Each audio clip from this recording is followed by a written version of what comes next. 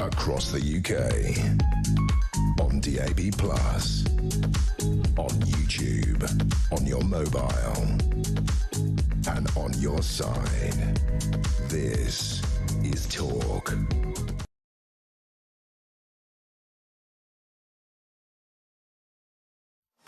It's your Sunday morning right here on Talk. A warm welcome. Thanks to Mark for an absolutely brilliant show on breakfast. He is your weekend and Friday breakfast show host.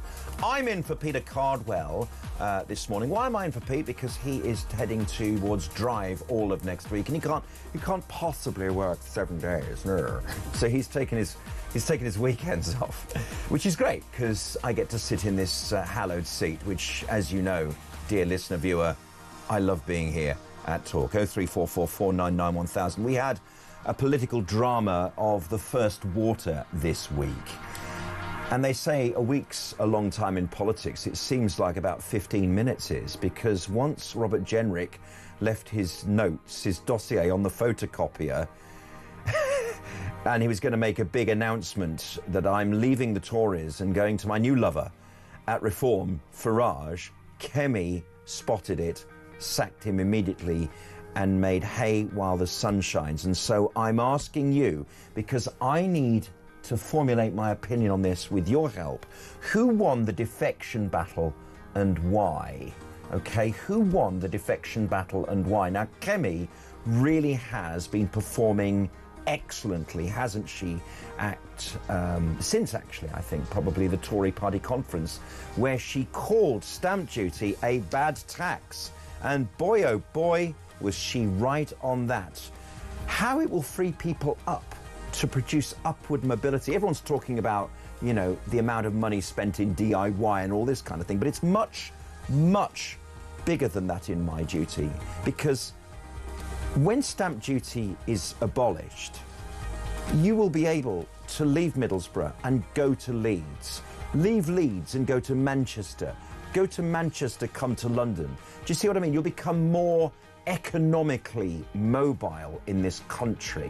I'm not saying that London is the be-all and end-all. People might leave London and go and live by the cliffs of, you know, Beachy Head, for example.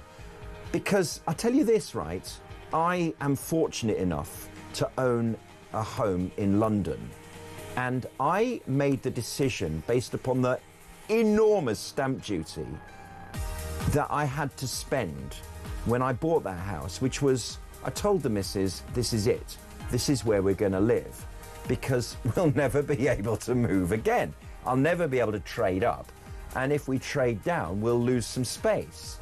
And obviously with the kids' education, we need to be near a school and all that. So she's right about it being a bad tax. Then she's had a real go at Prime Minister's questions, hasn't she? And we're getting the Kemi that we need, aren't we? Are we?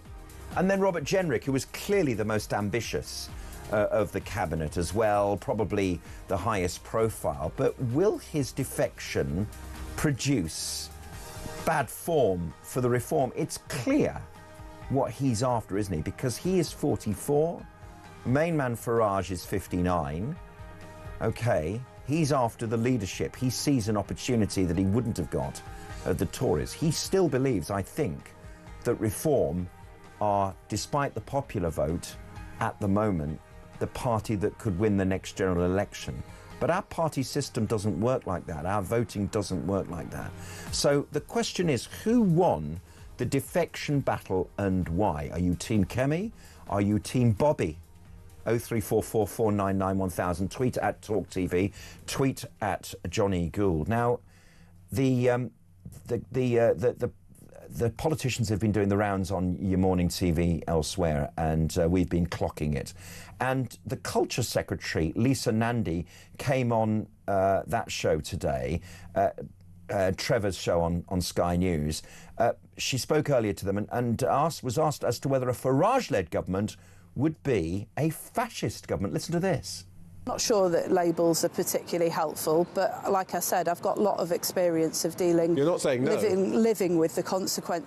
Well, I've got a lot of experience of living with the consequences of othering and people who are trying to divide us from one another. And I guess I would just say that if it walks like a duck and it quacks like a duck, in my experience, it usually is a duck. So she didn't like... sort of banded sort of names like the F word just then that I used.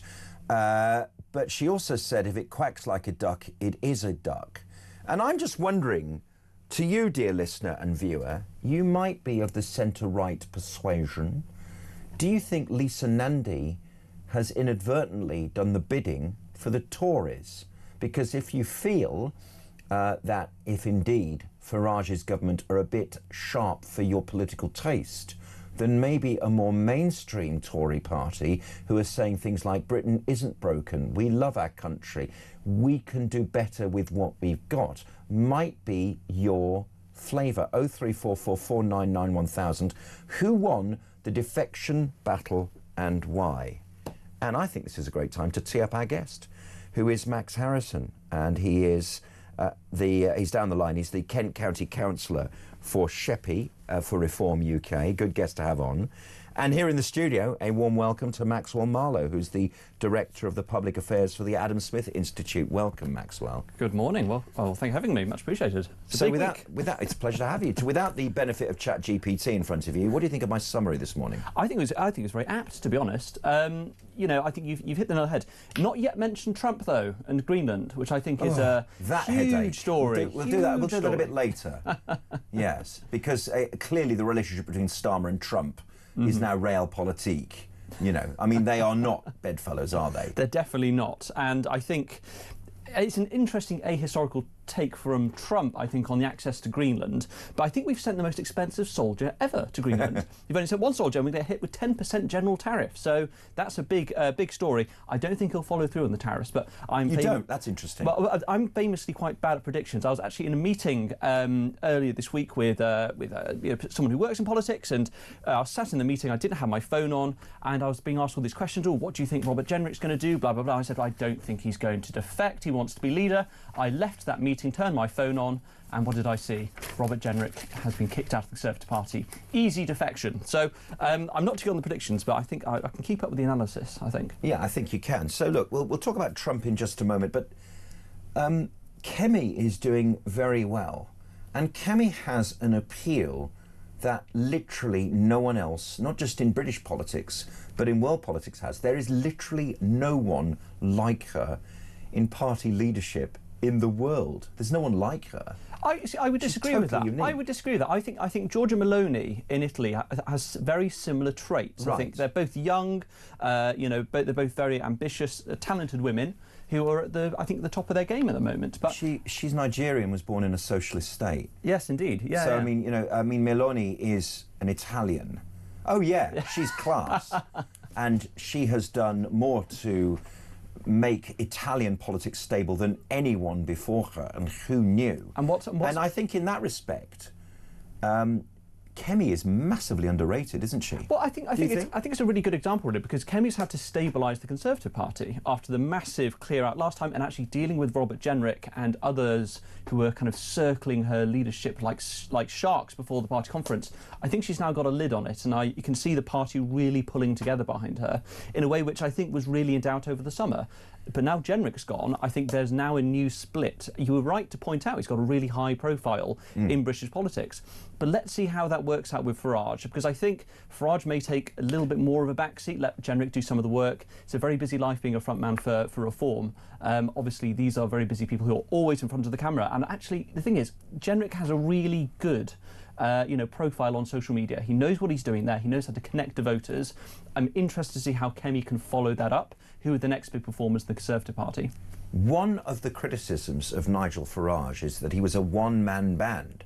Nobody knows or understands, is there anybody there who could lend him a hand, to quote Leo Sayer back in the 1970s. So let's find someone who might agree or disagree with my analysis. I think I know which. He's down the line.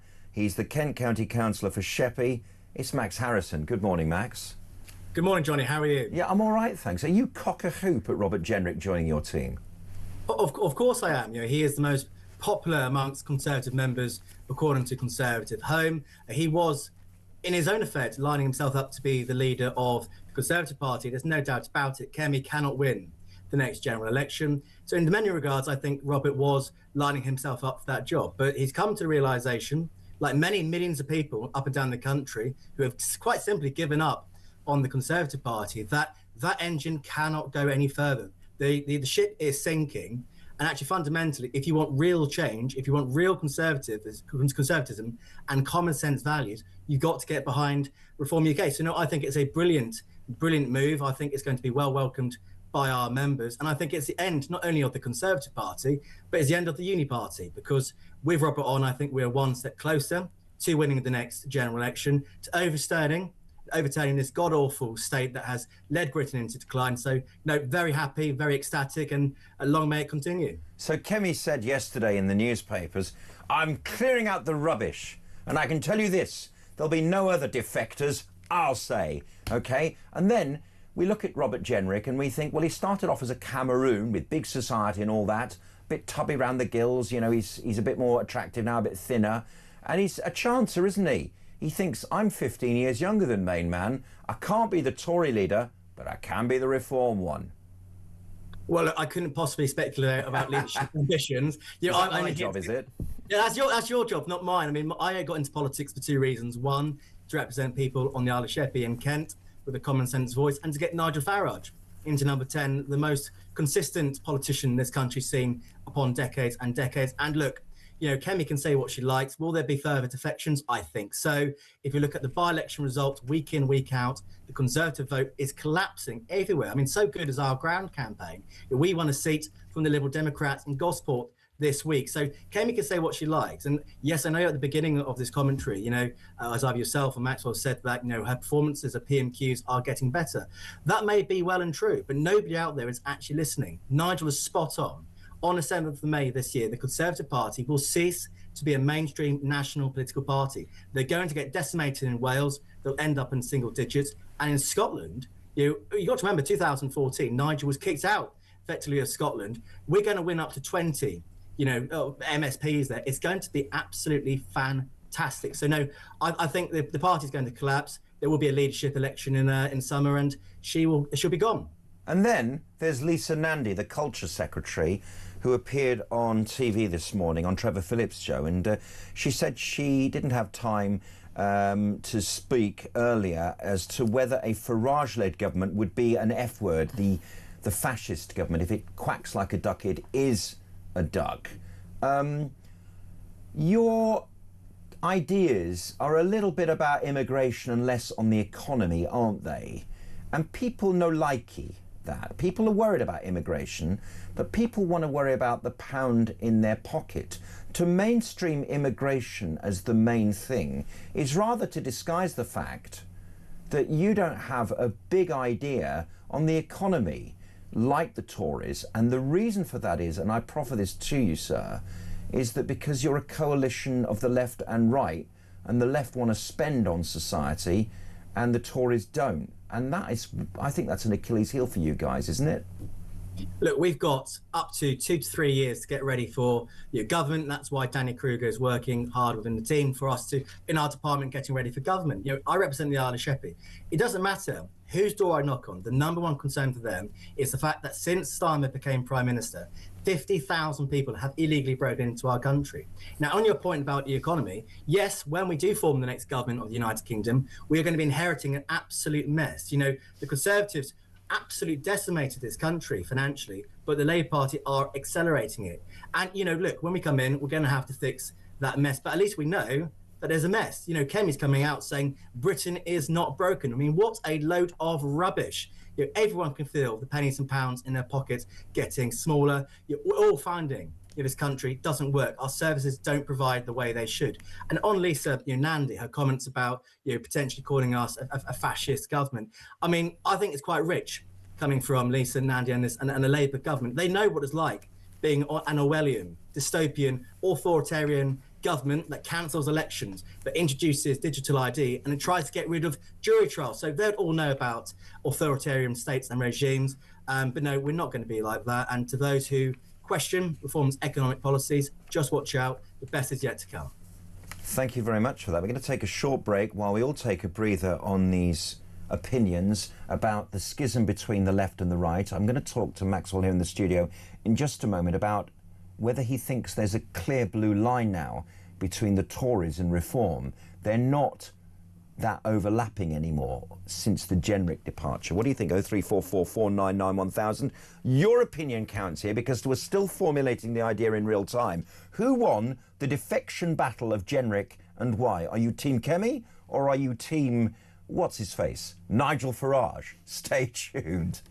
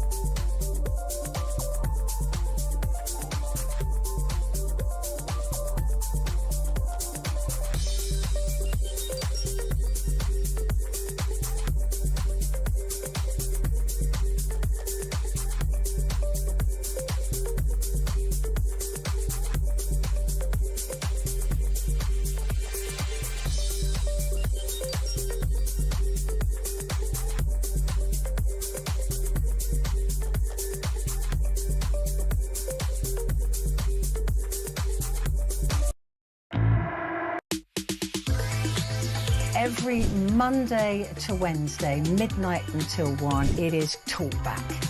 Such a shortage of housing. You've got landlords, right, are taking that on board, and it's an absolute disgrace. Your stories, your opinions, it is your chance to have your say. So they're literally just being rented out as hotels, basically. Yeah, rent a load of hotels. Well, that has really shone a light for me.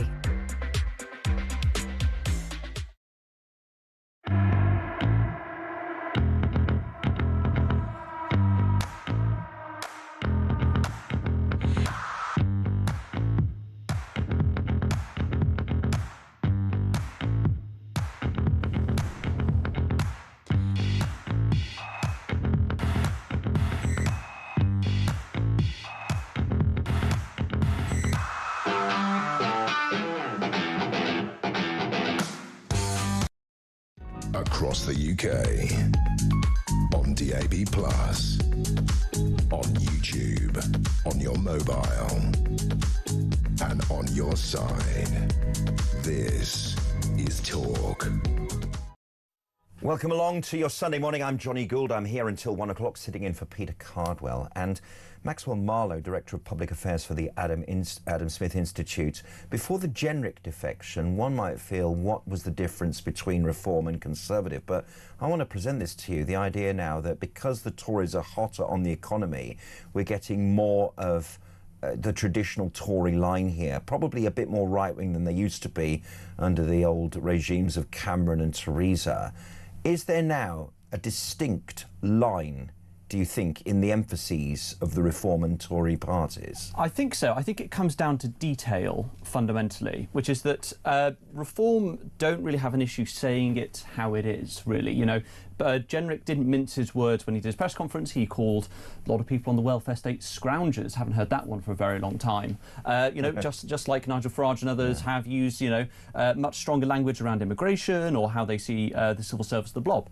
But I think what the Conservatives have here is they've got a lot more detail when it comes to their policies. You know, we saw it wasn't just stamp duty that kind of saved Kemi's bacon at Conservative Party conference all those months ago, but also a whole raft about 50-odd policies that she announced, and they're continuing to develop quite a detailed policy platform. We haven't seen that from Reform, really. There's been drips and drabs of different bits of policy, but it doesn't really link it together. There's no kind of overall theory of the state, as we call it. The Conservatives had that, and I think the Tories are a bit more radical, I say, than Reform when it looks at the state. So I'm interested to see at least what Max has to say about this on the other end of the line, but also you know, how this is going to evolve, because I know there's a lot of policy thinking in Jenrick's office before he pressed the big red button. Go on, Max. The Reform Party are not as articulate on the economy as the Tories. Well, the Tories have been absolutely proven. There's a huge amount of evidence that their views on the policy, on the economy, is fraud. I mean, that national debt went up 1.7 trillion under the previous Conservative administration. We talk about, you know, the radical views on the state from Maxwell. You know, these are people who are part of the bloc. Let's take, for example, at Kent County Council, where I've been elected. The Conservatives there are just Lib Dems in disguise. You talk about the necessary things that need to be done to make the budget afloat. They don't want to touch it. They refuse to go after, you know, those in the civil service or those in the public sector. You know, these are people they deem as friends. In the media bubbles, they are one of the same. So, no, I don't believe that the Conservatives are ahead of us in terms of economic policies. We are right now, as a new political party, a political party that is averaging 10 to 8 points above the Conservative Party with over 110,000 more members. We're getting ready for the real challenge of inheriting the mess of the Conservative and the Labour government. So it's going to take time to build up a proper policy platform to put forward to the people. But, you know, whatever policies Kemi came out with last September, nobody is listening. This is what I find so funny about, you know, political commentariat. Nobody's listening. We're winning the by-elections up and down the country. Our membership grows every single day. In Scotland, in Wales, they're going to get wiped out. So, yes, you could criticise us for the fact that we might not right now have our entire manifesto. Good, because the Conservatives are likely to try and copy it anyway, because they have absolutely no idea about what people in the real world are going through. Again, Kemi keeps on saying that Britain is not broken. I'd implore you to ask your listeners, do they agree that Britain is broken? Because I certainly feel it, and so do my residents here on the Isle of Sheppey. So who won the defection battle and why? 03444 999 1000. Lots of your comments already coming in a big way. And Max, well, you wanted to talk about Trump and Greenland, because the wheels certainly have come off. The relationship between President Trump and Keir Starmer, as if there was a real one anyway.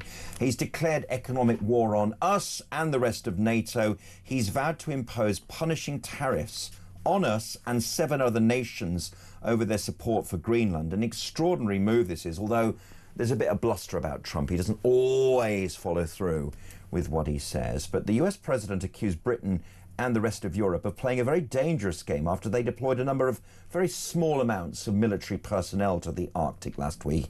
Trump stunned Whitehall with this out-of-the-blue announcement that from February the 1st, NATO countries that oppose an American takeover of Greenland, including us, France and Germany, will have 10% tariffs imposed on all goods imported by the US. The tariff will rise to a swingeing 25% on June the 1st. Well, first of all, we've got about 5-6 months before that. And Lisa Nandy also spoke about these tariffs that Trump has threatened in his bid to acquire Greenland. Listen to this. Prime Minister was very clear last night that we believe that this decision on tariffs is completely wrong. The future of Greenland is for the people of Greenland and the people of the Kingdom of Denmark to determine, and for them alone. We've been consistent about that. That is a view that we've expressed to our friends and allies in the American administration. And your comments really are coming in thick and fast about who won the defection and why. Good morning, Johnny. I think Robert is a brilliant addition to our Reform Party, says Andy from Sheffield. His experience is without doubt there to enhance us when we win the next general election. People out there keep mentioning Robert's ambition. Why is it wrong in our country to have ambition? Why is it? The way ambition is being portrayed is like it's a dirty word. I want all Reform politicians to have that ambition because it'll only benefit our country. Welcome to the hot seat. Well, thank you very much. Nice to be here. Phil in Bristol responds directly to my question. Who won the Battle of the Defection and why? Kemi won the Jenrick issue, hands down, says Phil in Bristol. He's been exposed as a stroppy, petulant and treacherous politician. It was his ilk that caused the damage to the Tory party with division and divisiveness. It wasn't the policies that damaged the party. It was self-centred members who have now left to go to Reform. And as Kemi said, Jenrick et al. Are Nigel Farage's problem now. Reform have actually jumped on the Labour bandwagon and they're using their language in blaming the Tories. And Alison in South Wales says, morning, Johnny. If you look at the definitions of fascism, there are many definitions that qualify under this government, believe it or not. Yes, I mean, that might be a case here. So let's listen to what Alison has to say. Fascism can be left and right. There's no doubt about that. I believe that this Labour Party are far more F-word, I've said the word enough now, than I've ever seen. Lisa Nandy and their like are cherry-picking their definition. And I'm going to come to you on this one, Maxwell, because I sort of agree with that. The idea that, I don't want to say his word, the H word, the German leader until 1945, was far right, might have been exposed as the post-war politicians and journalists that won the narrative. He might have been described as extreme hard left as well. This is the interesting thing about the F word, I think, which is that it is a creature of neither. Now, I read history at university. I'm very interested in the economics of this sort of thing. Reform don't look anything like that party or another party in Italy during that time, for example. Yes. In really any of their policies, and I think this is I think politicians and political commentators really need to get their heads screwed on about here. They need to read the history of these countries. They need to look at the systems of government, how they ran their economies, what they were like inside, around, around using that word, because the two just completely different. For Reform is a populist right-wing party. That a fascist does not make at the end of the day. I'm reading a book at the moment, really interesting. It's called 40 Centuries of Wage and Price Controls, and there's a whole chapter dedicated to Germany during that period, where there was an entire ministry dedicated to just controlling every little bit of price, in what is essentially a communistic way. I don't think Reform are going to try and do that, and that's just one tiny little area. I don't think Reform are going to go around nationalising ginormous parts of industry. I don't think Reform are going to be declaring war. That's interesting. They might do that to protect jobs. Only in steel, I think they would do that. Right. So they talked about water a bit, but we're not talking, banks in the city. We're not talking about law firms. We're not talking about other quite large areas of the economy. So I would really, hazard politicians on that area if they can start throwing that term around. I think finally, as a warning to said people who use that term, they called a lot of Donald Trump's followers that term, just like they did over Brexit. How did that work out? Yes, exactly. Very good points, well made. And to Max Harrison, let's face it here, Reform are leading the polls, but our electoral system is bent away from you guys. So while you might win the popular vote, the Tories will get more seats. And so therefore, at some point, you lot are going to have to shake hands with the Tories, and Jenrick's going to have to be Kemi's mate again. Absolutely not. There will be no deals and no pacts. No, because if you look at the latest MRP polls, you're right. First past the post isn't the most easiest for newer parties. However, if you take us on the front value between 28 to 31% of the vote, that means that we're going to win upwards of 280 and in some polls 340 seats, which gives us an outright majority in the House of Commons. So there will be no deals and no pacts. We're not here to take part. We're here to take over. This movement of Jenrick coming over is a realignment of centre-right politics in the United Kingdom. So no, there will be no deals. Kemi, I think, is going to lose her seat anyway in the next general election. Really? Absolutely. North West Essex? Absolutely. Go and speak. Go and speak to residents on the doors of that particular constituency. And I can tell you that local branch is doing an incredible job of making sure that we know where our support is and getting our boots on the ground. This is where Reform UK is different to other parties that might have been run by Nigel Farage. We're getting the data. We're running strong electoral strategies. Going into the May elections this year, I am more confident in our success than I was last year.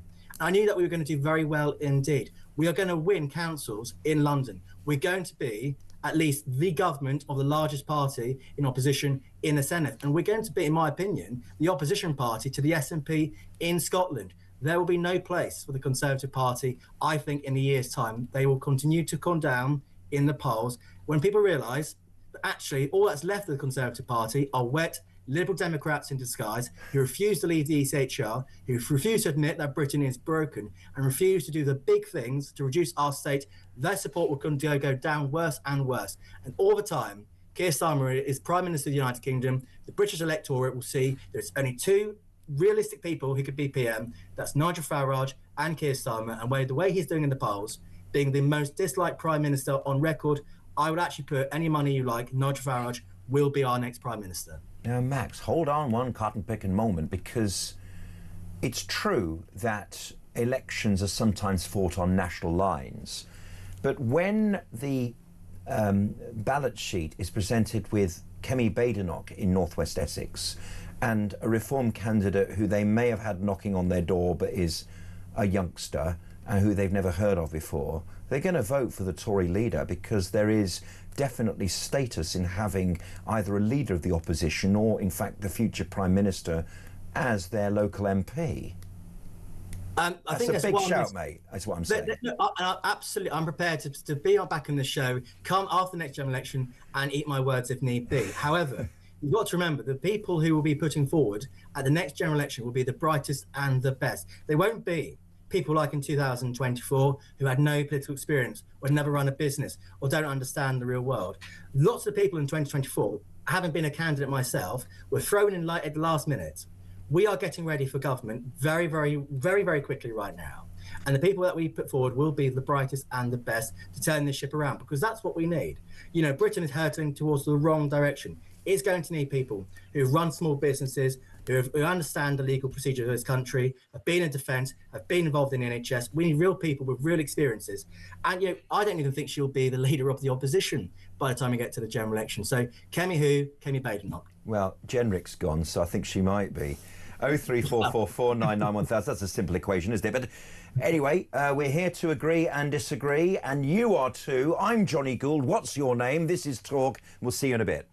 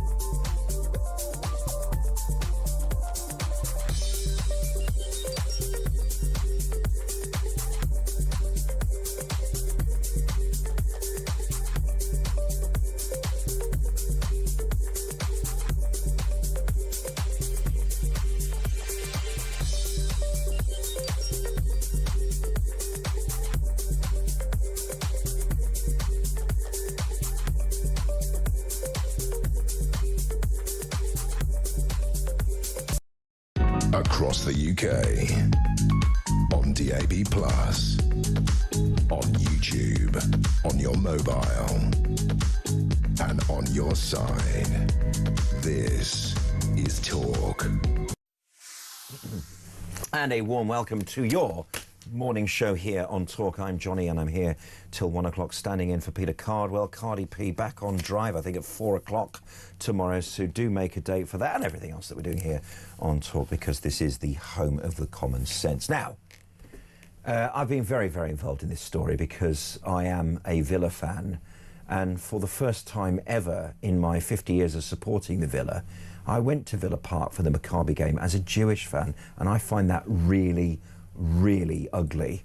because all I want to be at Villa is a Villa fan and a Brummie by extension, because that is what the club was built on. But unfortunately, a partisan local community sat on the police.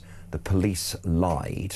The police kind of involved themselves in the leadership of the local community and unbelievably got the Israeli supporters banned from the game.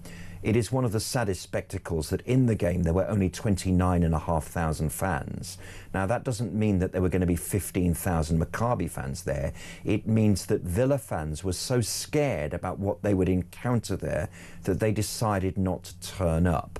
Luckily for the game afterwards, which was the Bournemouth game, not only did Villa win 4-0, but also it was a packed out crowd again and normal service resumed.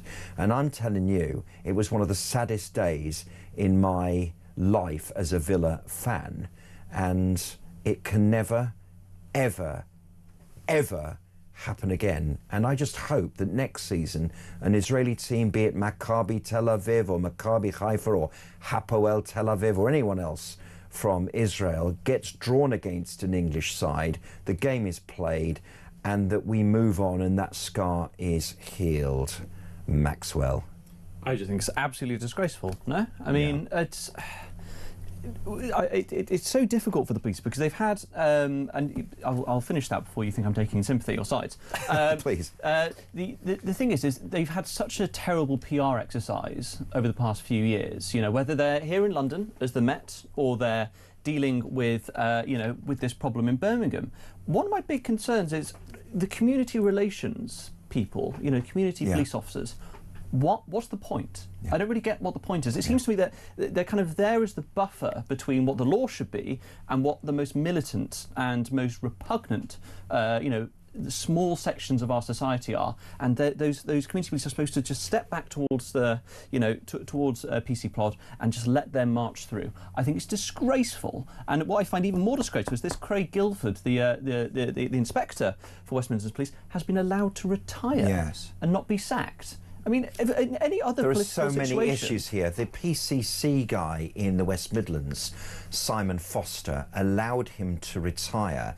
And by the way, he was the former chapter leader of Momentum. This is the blob in action. Absolutely. It is truly disgusting and it is corrupt. Peter Blexley said yesterday, and I watched him do this, and he speaks with great measure but with great force as well. He said, who is going to trust the police? This has done as much damage as the Wayne Couzens and David Carrick incident. And he said, I've really thought about saying that, but I'm going to say it.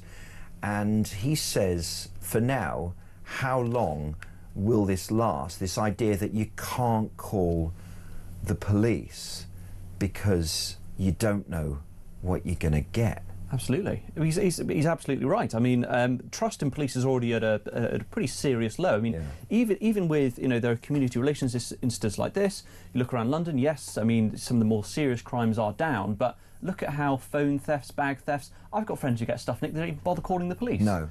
What's the point in having the police and paying all this money and having a, having a government that's committed to making people feel better when they can't trust, people to step in when there are nasty criminals out there seeking to tear everything down. I think it's a serious issue. I'm really shocked actually because Shavana Mahmood, who's come in, she's done quite a good job at repairing some of the relations with the public around the Home Office and borders and deportation and whatever else.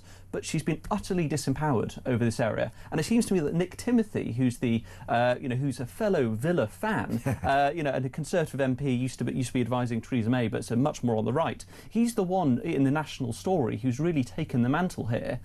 So it just seems completely out of kilter to me. Everything just seems off. And Max Harrison mentioned there Nick Timothy. He's just been made the Shadow Justice Secretary. He is not going to reform, but he's just the sort of chap that you would want in a coalition government, isn't he? He's gone. But I do agree with Maxwell that there is no faith in the police following this. We should never have allowed Craig Guildford to retire in the way he did. He should have been held accountable. And anyone who watched his appearance in the House of Commons, it was appalling the way that he misled the public and the idea that the information it gave was not right. It's shocking. And actually, up and down the country, people are, as Maxwell pointed out, beginning to ask, where is all this money going towards the police? Because if something goes wrong, they can't address it. But what I will add is that they're more interested, in my opinion, than what people tweet online and actually what's going on in our streets in this country. So, I think it's absolutely shameful the way he misled the police. And this whistleblower who's written about what's been going on in West Midlands Police, the fact that a 12-year-old Jewish girl was assaulted and the police didn't deem it necessary. The fact that a student, had written in a text that, and that Chancellor in Germany during 1939 to 1945, he said that he wished he'd done more to deal with those, his words, rats. It's appalling, and the police did not do anything about it. And the final one, which I thought was actually the most heinous of all, was that somebody said that October the 7th was justified. I mean, that's one of the most disgusting things anybody could say about those tragic events on that day and what happened to those poor Israeli people. So no, I think it's shocking what's been going on in our police, the politicalisation, the fact that they will not do these things. And I think public confidence in police is at a record low. And I'm not at all surprised when you look at case instances like this. Here, Max. And just to put some meat on the bone you just mentioned there, in late 2023, Marina Kaplan, a former police associate staff recruit who volunteered at the West Midlands Police between 2021 and 24, resurrected the school WhatsApp case, urging police to take action. OK, these are disgusting messages that are exchanged between a massive group of people. But the Prevent unit responded that policing has no role to play as it was a school matter. And then Ms Kaplan, who'd become increasingly concerned about the ability to protect the Jewish community, she raised concerns with the unit about a pro-Palestine protest in Birmingham, which had been policed by the force. OK, in response, the police said, can you confirm where within the images you've sent, do you perceive the revolutionary communism organisation justifying Hamas's actions on October the 7th? I am aware that Hamas are proscribed, as are all staff who were asked to facilitate peaceful protest. Where any offences to be identified or pointed out, these will be explored and appropriate action taken at the time or retrospectively. In other words, Maxwell, they're trying to sort of distance themselves from this scandal. Yeah, obviously. For me, I think it's also, the failure to understand that kind of there is a really horrid strain of radical Islam flowing through a lot of the, institutions in this country. Two examples of this, actually, at the Home Office, for example. One, actually, this Foreign Office, the first one, is we've refused to prescribe the Iranian Revolutionary Guard Corps, which is the kind of thug men, the people who bankroll terror acts across Europe. And then kill all the people protesting and try and stop a revolution. Exactly, from exactly. And the government say, oh, well, we're not sure what prescription would do. I don't think it would help. It doesn't matter. These are blatant terrorists who are, bankrolling all sorts of terrible things.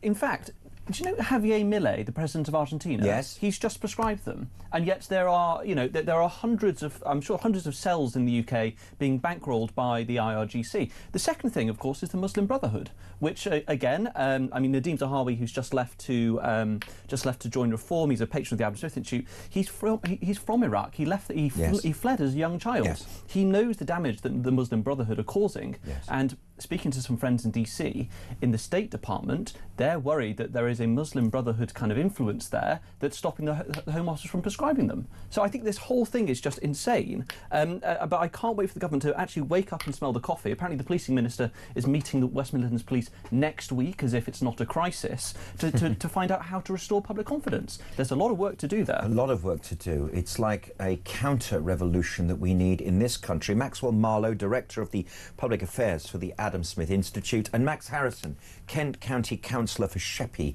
for Reform UK. Gentlemen, thank you very much indeed for enlightening us on the show here. I'm Jonny Gould and this is Talk.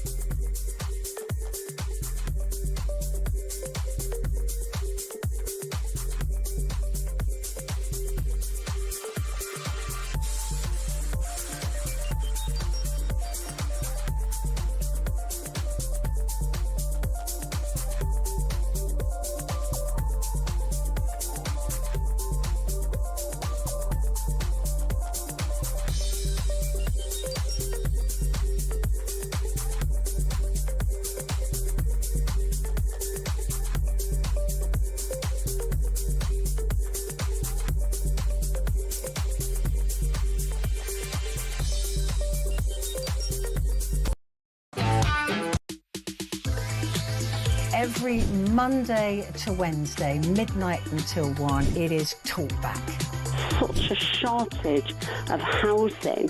You've got landlords, right, have taken that on board, and it's an absolute disgrace. Your stories, your opinions, it is your chance to have your say.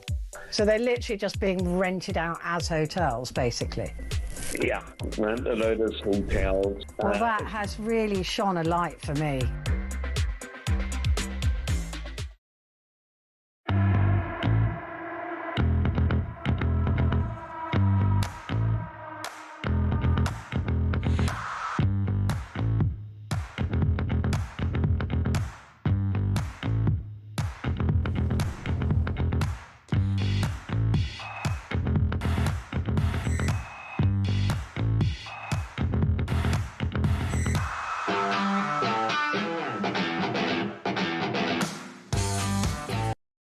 Across the UK, on DAB+, on YouTube, on your mobile, and on your side.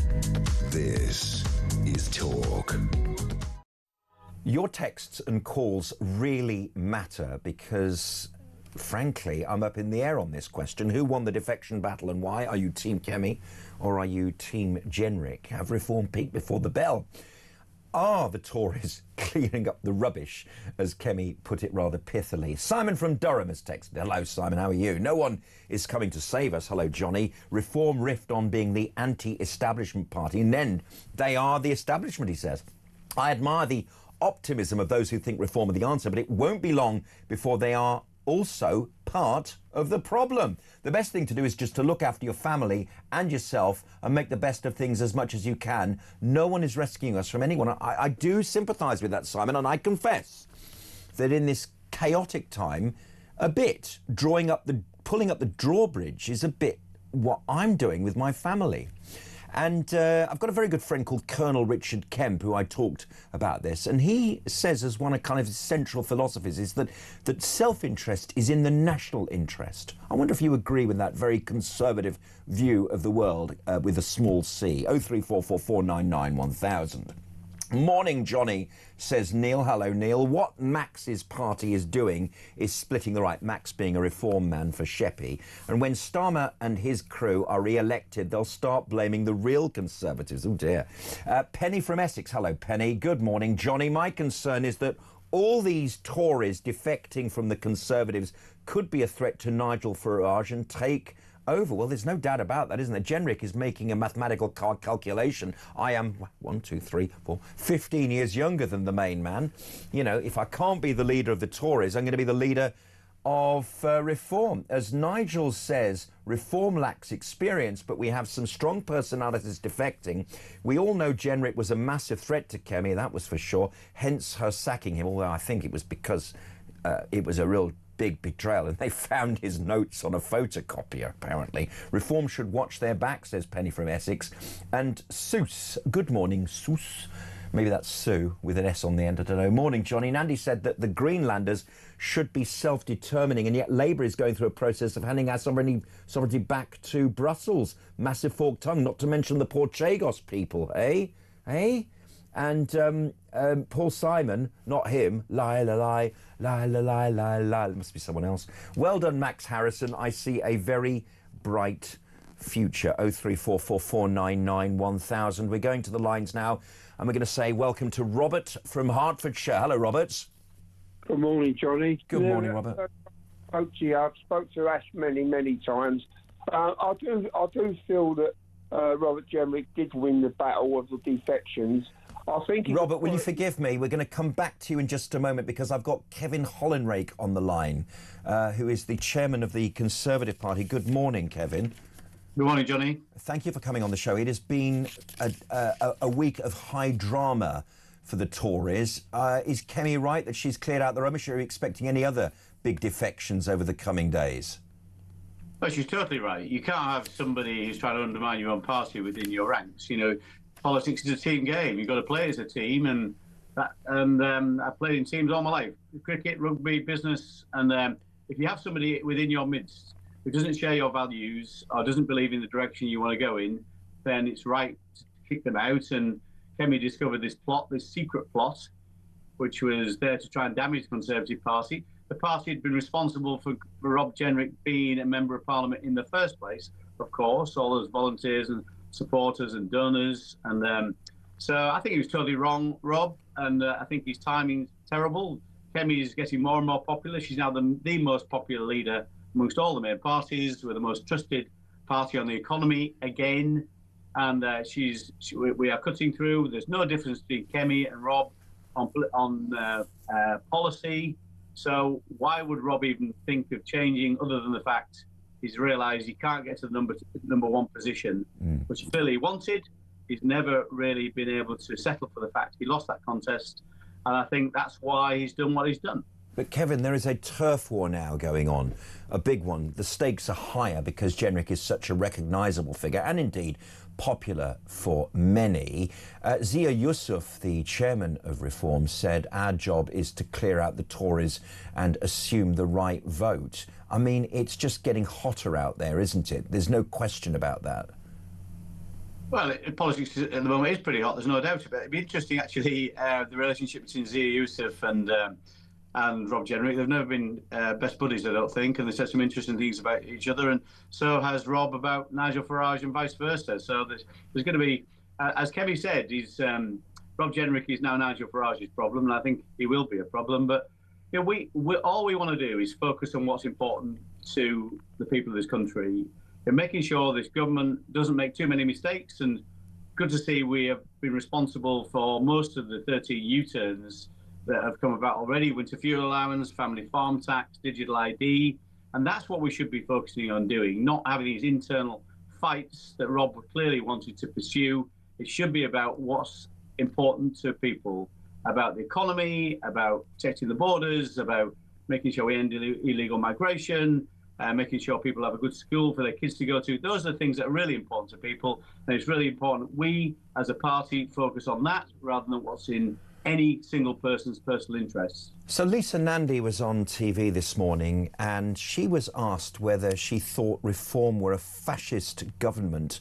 And in response to that, she said, I don't like using words like that, but if they quack like a duck, they probably are a duck. Kevin, I feel after this defection that Reform and Conservative have a very different vibe about them, whereas the Tories are talking about things like the pound in your pocket and trying to fix things which aren't broken, and that the Reform are saying things which sound a bit more like bloody revolution. What do you think to that? Well, there's some things I agree with Reform on in terms of protecting our borders, that making sure we have safer streets. But some things we fundamentally disagree with them on, not least economic policy. For example, Nigel Farage and Reform are very clear. They want to scrap the two-child limit on benefits. We think that's wrong. We think anybody who's having children should make responsible choices. So you've got to be sound on the economy. Yet, time and time again, we see completely undeliverable economic promises, spending promises and tax promises coming from Reform. We're not going to do that as a party. And that's why we're more trusted on the economy than Reform and Labour and everybody else, because we have a sensible economic policy, how we cut the cost of doing government, cut the cost of welfare fairly, cut the cost of running a civil service fairly, reduce the cost of doing government by £47 billion a year, half of which of that savings we cut stamp duty, good for small businesses. We cut business rates completely for 250,000 high street pubs, restaurants, shops, all those things, good for business. But also we cut the cost of the debt we're accumulating every year. So those are sensible economic policies, and that's why we're more trusted. And that will be more and more important as we go through to the general election. It'll be less important in May because you're voting for local elections, local services. But as we get to the big choice, 2028, 2029, I think people will see that their economic interests are the most important ones to them, and then increasingly look at a fantastic leader in Kemi Badenoch and sound economic policies as their best choice for their own personal finances. But Kevin, I want to ask you this, because what has been exposed in the West Midlands police scandal over Maccabi is that there is a very big public sector blob out there which is building a corruption. Simon Foster, it should be noted, the police and crime commissioner in the West Midlands who allowed Craig Guilford, the chief constable, to retire, was himself a Momentum chapter leader. OK, you have as much to deal with the blob and the corruption that has grown maybe over a couple of decades than almost anything else as well.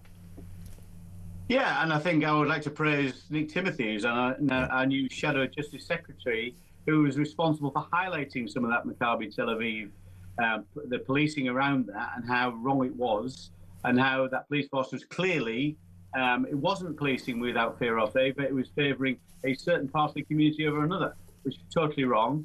But I agree with your point, is that what we should learn from this, and people may have one about whether he should be sacked or resigned or whatever, more importantly, what the Home Secretary needs to do is haul all those police and crime commissioners and the chief constables into a meeting and set out very clearly, you do not make the same mistake. You police our streets without fear or favour, not with any preference for any one community. That's the most important lesson we've learned from this, not just in policing, but across the public sector. I quite agree with you. Yes, indeed. Kevin, let's talk now about Greenland, because this idea of the special relationship, which is such an echo chamber, the idea that because we spoke the same language a few years ago, actually it's a relationship of convenience, and the relationship that Trump had with Starmer was actually nothing of the sort. It was a handshaking exercise, because basically Trump is saying, we'll take Greenland and sod you Jack for everyone. How on earth can the Tories retain a relationship which the Americans clearly think is not really that important anymore with us? Well, we've got to explain to them that it is important. What President Trump is doing is entirely wrong, of course. Above all, in the free world, we must respect national sovereignty and territory. It's a decision of huge significance if we don't. And this kind of intimidation we're seeing from President Trump about tariffs is a reflection of that. So that's totally wrong. But what we've got to do with President Trump is it wouldn't be the first time he said one thing and done another. So what we need to do is use our diplomatic efforts, and clearly the Prime Minister has a relationship with the President, use our diplomatic efforts to explain to the President why America isn't simply, the USA isn't simply, it's not totally independent, it's dependent on international relationships. Be it NATO, be it the UN, be it our security alliances, the Five Eyes alliances, all these things are hugely important. And the UK and other countries have supported the US in many conflicts around the world, not least Afghanistan and Iraq, of course, and now in Ukraine. So we all need to work together, and threatening one particular country because you feel that country would benefit your national security is quite ironic, really, because NATO is all about sovereignty and protecting each other, rather than any one of us taking any kind of land grab advantage. But Kevin, what Trump is doing with Greenland is what we should be doing around our waters, because the military in this country say that our control of the North Atlantic and the seas around us are being threatened by Russia. I mean, it's a fact, isn't it, that Trump's taking action in a way that perhaps we should be doing? Well, I don't mind President Trump taking action against Russia, but not. We should be sharing Greenland with him. Let's share Greenland with Trump and Denmark. No, that's nonsense. The decision on Greenland's future is a matter for the Greenlanders and the Kingdom of Denmark. That's quite clear. Nowhere in the world a leader of the free world should be trying to intimidate an ally, another nation, into giving away some of its territory. It's completely wrong. Yes, of course, we've got to be tougher with Putin and with China and many other these international issues we are seeing, but simply us not working together in terms of the allies that are within the NATO alliance. Kevin Hollenrake, listen, thank you very much indeed. The news is about to clash with us. Ben Habib, leader of Advance UK, follows the break for the news. Stay tuned to Talk.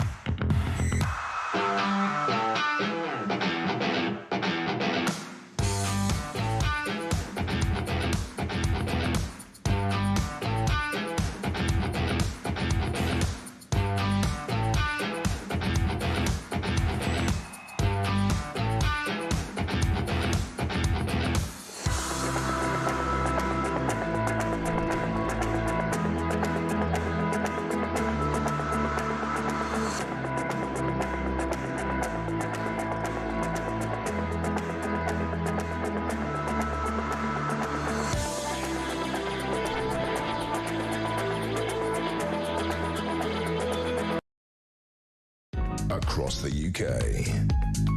On DAB+, on YouTube, on your mobile, and on your side. This is Talk.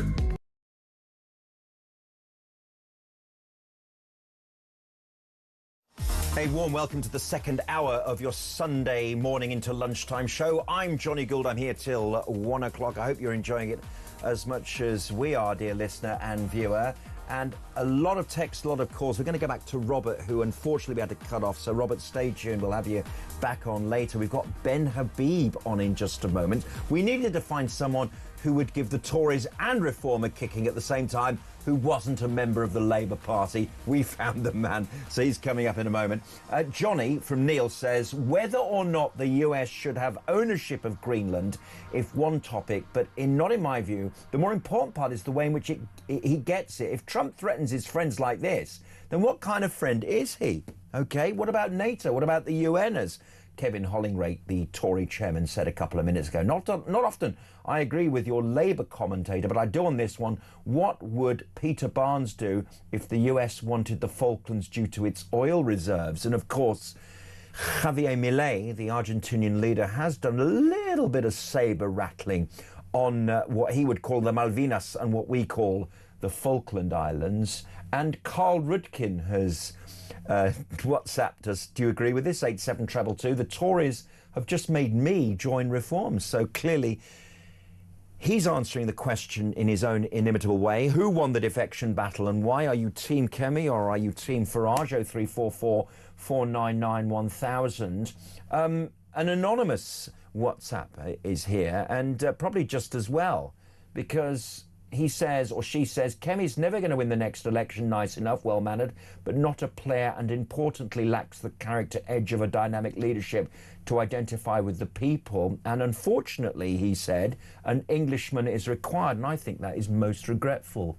And I completely disagree with you. And I think in this country, we are about your character and personality, not necessarily your gender and the colour of your skin. And I think it's the strength of our country that not only do we have a woman as leader of the opposition, but that she's a Tory, she's a right-wing one. And the reason she's a Tory and a right-wing one is that she was brought up in a socialist state in Nigeria and encountered all the kind of problems that we're beginning to see here. So, you know, that's what I think on that.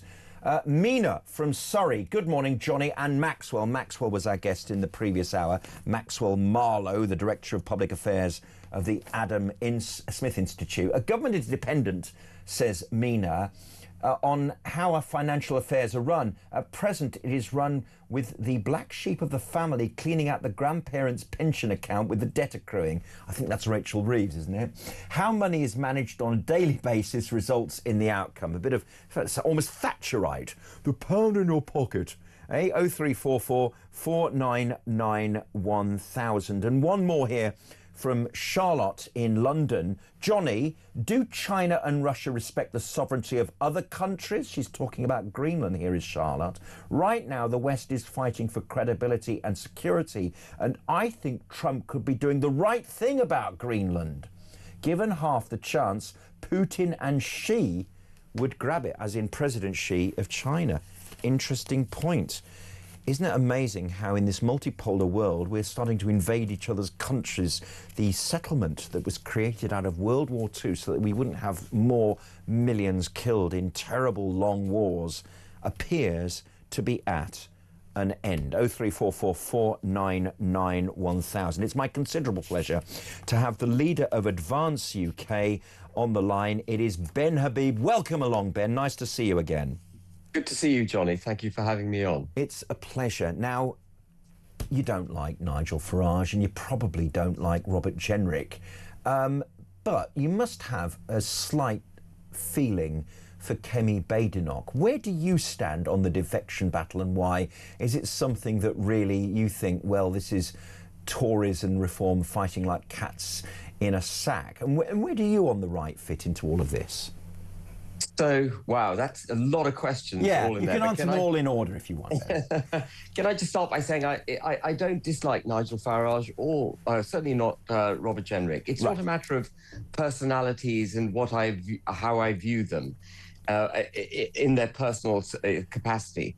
What matters to me fundamentally is that we have a political party which has a political philosophy at the heart of which is the nation state of the United Kingdom of Great Britain and Northern Ireland, that it stands for freedom, genuine freedom, not liberalism, the way it's being practiced, which I think has become almost dictatorial, but genuine freedom, freedom from indoctrination, freedom, as you said in your opening remarks, Jonny, away from progressive discrimination, which is, taking the color of one's skin and deciding whether or not someone should be promoted into a job, a genuine democracy, throwing off the shackles of international law so we can do what's right in this country, making sure that we have equality in our legal system, which we don't. We have a two-tier criminal justice system at the moment. These are fundamental things.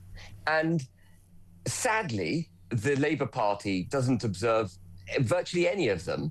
The Conservative Party, for many, many years, has been a slightly less offensive hue of the same political position that the Labour Party has, but they're basically the uniparty. And my concern about reform and what Farage is doing is quite the opposite of what he says he's doing, which is destroying the Tory party. What he's effectively doing is reinventing the Tory party within reform by taking on all those people who had previously been in charge of this country and had failed it so dramatically by not putting the country at the centre of their plans. So Farage, carrying the hope and aspirations of the British people to restore the United Kingdom, is actually doing the opposite of what the British people want. And that is what I find so distressing. And I'm disappointed in Robert Jenrick because I thought he got it. He'd had a conversion from being a Remain voting Cameroonian to a sort of right-winger, I think, when he resigned from Rishi Sunak's... he was a minister. He resigned as minister in the Home Office from Rishi Sunak's government. And from then on, he had, put on the cloak of a sort of patriot. But I think in joining reform, what he's evidenced is that he's prepared to go and sit alongside people like Nadeem Zahawi, Nadine Dorries, all these other people who certainly hadn't got rid of their uniparty globalist approach to life. And so he's just gone from the Tory party to Tory party Mark II. And I think reform, just developing the theme to the end, reform is going to regret this dramatically. It may give them the air of momentum, and the people might think, wow, isn't reform doing well? But fundamentally, it's completely lost its direction. And the British people are not with the direction of travel reform has got. The British people want a proud, independent United Kingdom. Reform has given up on that by taking in all these people, and reform is going to implode. It's interesting what you say, because it's clear that Nigel Farage wants a bonfire of the corporate vanities. He wants to look after the SMEs. We've been forgotten that we're the biggest employers of people in this country and that he was going to look after small business.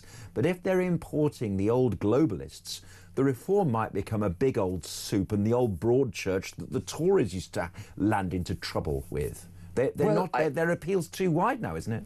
You're absolutely right. Now, the Tories used to make a virtue of this. Yes. You'll recall Boris Johnson saying we're one nation Tories, we're a broad church and all the rest of it. And that's fine when the country is in good economic times and people are prosperous and they're not worried about their livelihoods. But the economy is in dire shape and we are facing constitutional challenges in a way that we've never had to face, certainly in my lifetime.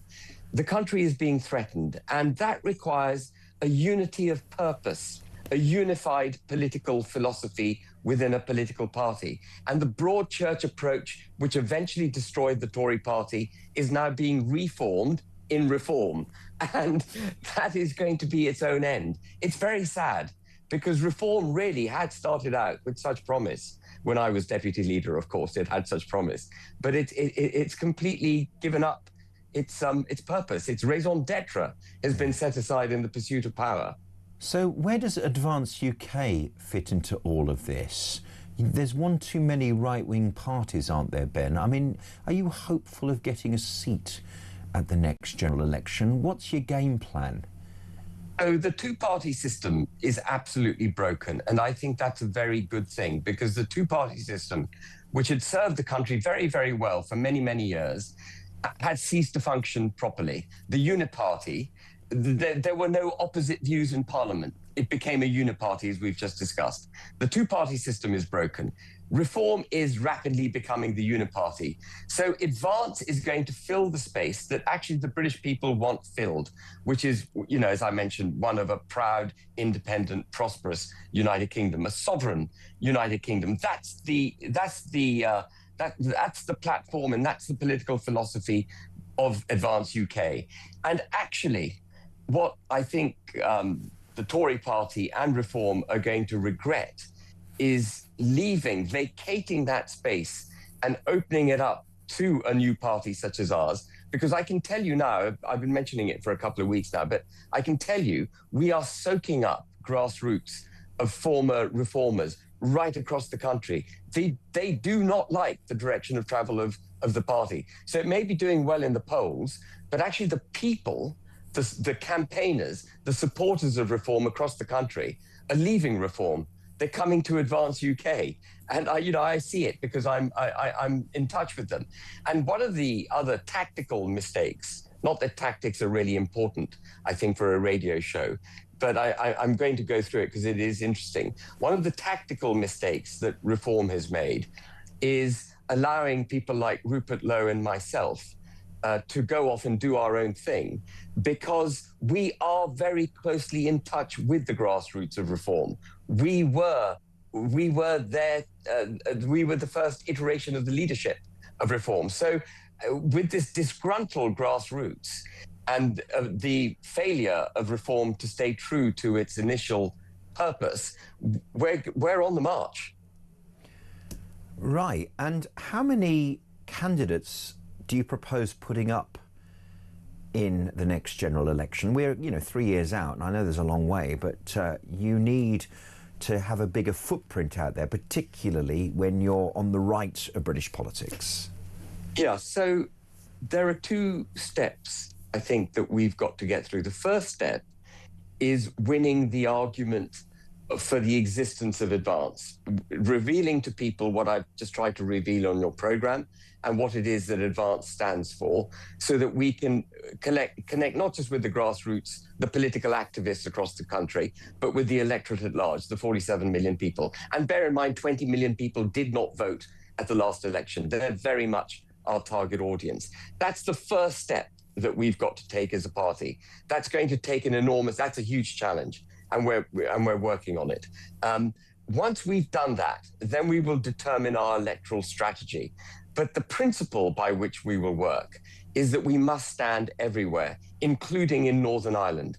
We're not going to leave any part of the country abandoned. We will be everywhere. Our vision will be available for everyone to vote on. Wouldn't it be helpful if Rupert Lowe joined your gang? Well, I put a video out yesterday morning, which you may have seen, in which I basically invited Rupert Lowe to join Advance, because there are rumours he might be considering setting up his own party. But I think the best thing for Rupert and obviously for Advance would be for us to join forces. Yes, this is the problem. There's too many independents out there as it is. Well, let's see what happens. It's a febrile electoral environment. Yes, it is. Yeah. Yeah. And of course, he does have the advantage of actually being a sitting MP. He does. And he, I think, carries the confidence of quite a few MPs in the Commons. The only problem I have with Rupert is that he keeps on banging on about ritual slaughter, about halal and kosher. And though on a, pragmatic level, they might be perceived to be similar, when it comes to the Jewish community, it will mean the eventual departure of the Jewish people, because throughout Jewish people's history, the minute a country becomes hostile to the food preparation of its community, it's time's up, and the Jews then leave to go to the next country, or indeed in modern times to go to Israel. You've got to get him off that one, Ben, because it is pretty tasteless stuff. We've got to find a way there are a lot of many people are getting increasingly polarized because the government and the political leadership of this country is not delivering what the people want, and people are getting increasingly polarized, and blunter instruments are being proposed to deal with problems. And when you use a blunt instrument, you lose the sensitivity, the gentleness of what it was typically Britain, the United Kingdom, which was ingrained in all of us. And what we've got to, the task that politicians like myself have, and Rupert, obviously, is that we've got to find a very gentle way to pull the pendulum back, a peaceful way. That doesn't mean that we're not firm. That doesn't mean that we don't stand our ground with fortitude, but that we don't do it with blunt instruments that damage other things in the process. We don't want to be taking sledgehammers to everything and then find we've crushed just about everything that was good as well. Does that make sense? Entirely. Ben Habib, thank you very much for talking in such a common sense way on the home of common sense. Ben Habib is the leader of Advance UK. Thank you very much indeed for joining us this morning, and a good morning to you. It is Sunday morning. I'm Jonny Gould. I'm here until 1 o'clock. Your calls and texts after this. Stay tuned.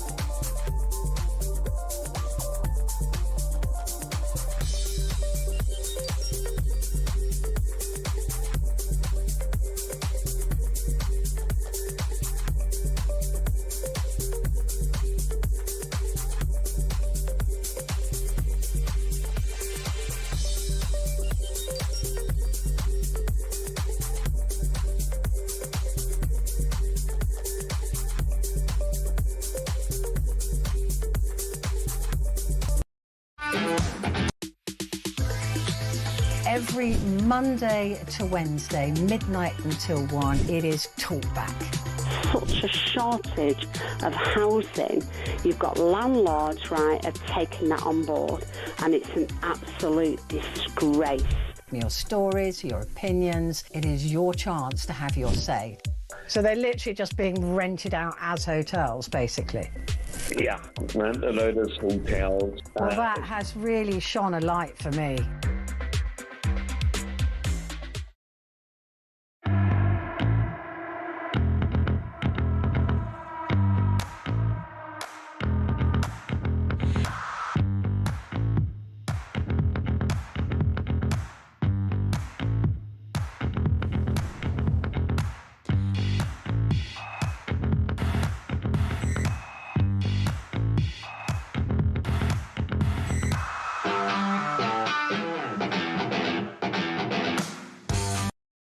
Across the UK, on DAB+, on YouTube, on your mobile, and on your side. This is Talk. Good morning, I'm Jonny Gould. Let's go straight to the lines and speak to Phil in Hertfordshire. Good morning, Phil. Good morning, Jonny. Good morning. I'm just listening to your interview with Ben. Yes. Now, I can see where Ben's going and I can see his side. However, this is how I see it. If Labour, Lib Dems and the Greens and whatever other independents join together, they're going to be obviously a stronger cohort, a stronger threat to reform. I think Ben and Rupert Lowe are going to weaken reform. Now, this country is a hell of a lot of a mess. Regardless of what Kemi Badenoch says, it is broken. Now, we need a party to get in that's going to implement some sort of change. And what I'll say to Ben is this. Ben, what have we got to lose? We are in trouble now. Now, what we've got is dire. Surely reform are going to be better. Why don't you put your grievances aside with Rupert as well, speak to them and say, look, we will work with you, not against you. Because if that happens, and a lot of people do go with Advance and go with Rupert Lowe, and it weakens Reform, the Labour, the Libs, and the Greens and the others get together and win, I don't think they'll be forgiven.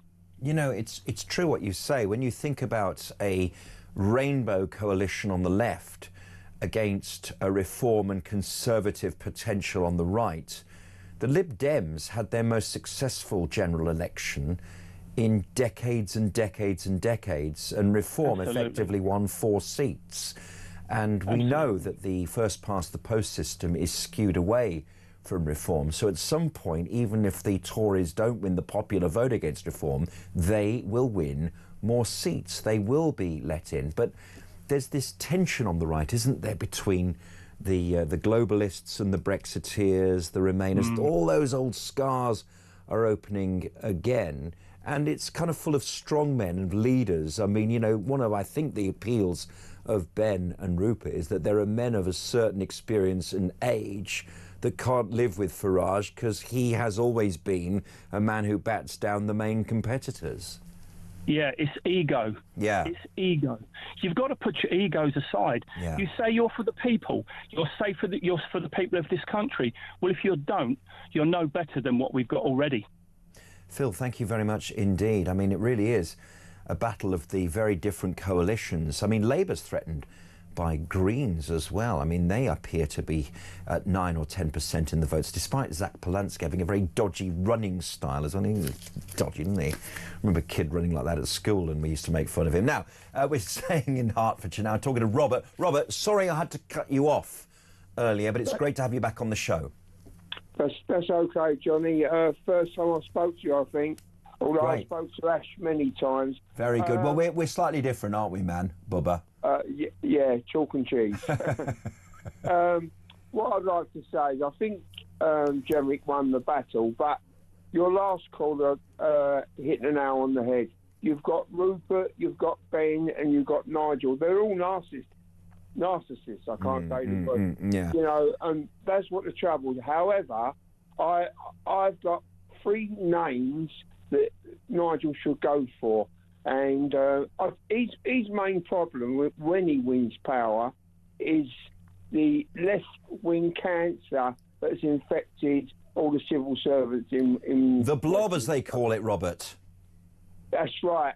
And I've got 3 names. 2 of them will add integrity. Number 1 is Ian Duncan Smith, who I absolutely adore. And the other one is Jacob Rees-Mogg. Now, these two will bring integrity, bags and bags of experience, and I think will bring plenty of kudos. Now, my last one, you will probably raise your eyebrows, but he is perfect, an attack dog.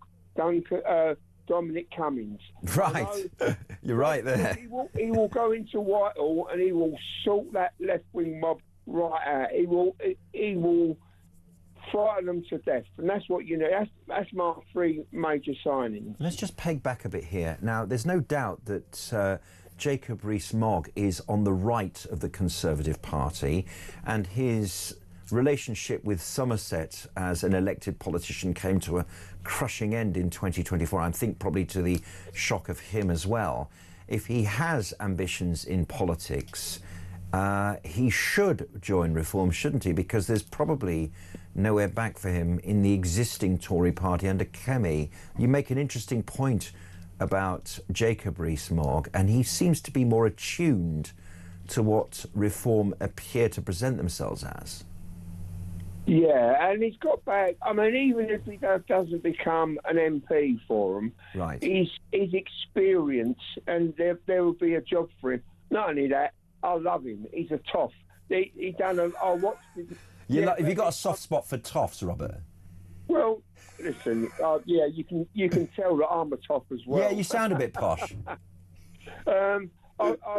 There was an hilarious moment when he poked there was some migrants moved into an hotel next to him, and he poked his head over the fence. He said, "Excuse me, are you the illegal migrants?" I mean, it was absolute classic. Yeah. But I feel, going back to my one with Ian Duncan Smith, I know he's a proper Tory, but I like the guy. You know, he wasn't a very good leader because I don't think he was hard, but he's got bags and bags and bags. Got amazing experience. But again, this comes back to this idea that Farage doesn't really like the sort of the big attack dogs, the guys that might threaten him. Does he have that personal feeling of security now to start getting these people in? It's clear that Jenrick is the guy that might succeed him one day, that would never overthrow him now. But people of his age and his generation, Farage is 61, might be more of a threat. I mean, Duncan Smith, obviously a former, as you say, leader of the opposition. Do you know what? I'm not worried about 10 years' time. I'm worried about 10 days' time. Right. I'm worried about 10 weeks' time. Yeah. You know, we have to act. And our biggest problem is going to be the left-wing cancer, Marxism that's infected Whitehall at the moment. They need to clear that out, and it needs to be done by someone like Dominic. I don't really like Dominic Cummings, but my God, he's an attack dog. You know, and that's what every party needs an attack dog. Robert from Hertfordshire, thank you very much indeed for your calls, and more texts coming in all the time, and thank you very much for them. You're so engaged and I'm so happy. Trevor Jenkins. Johnny, did I really just hear you say to Ben Habib that the banning of religiously slaughtered meat is in bad taste and you oppose it and you want Ben Habib to talk Rupert Lowe into not keeping on about it? Seriously, I think you're on the wrong side of history, Trevor. Says from Harrow. Hello, Trevor. No, I mean, I really mean it, mate. I think it is hostile to a loyal and rather small section of our community, and that is the Jewish community. And halal and kosher, they might have similarities, although it is absolutely banned within Jewish religious slaughter to stun an animal, but it's sort of tolerated in halal. And history says, and if you say I'm on the wrong side of history, unfortunately, I'm on the proven side of history, which is if you don't want the Jewish people in your country, one of the first things you do is get rid of religious slaughter, and the Jews get scared and leave. So I just kind of, that's what I'm thinking. Maybe you don't want us here, but, you know, it's just kind of an experience delivered over a couple of thousand years. Simon, if Ben was a patriot, he would put his petty differences with Nigel Farage to one side for the good of the country.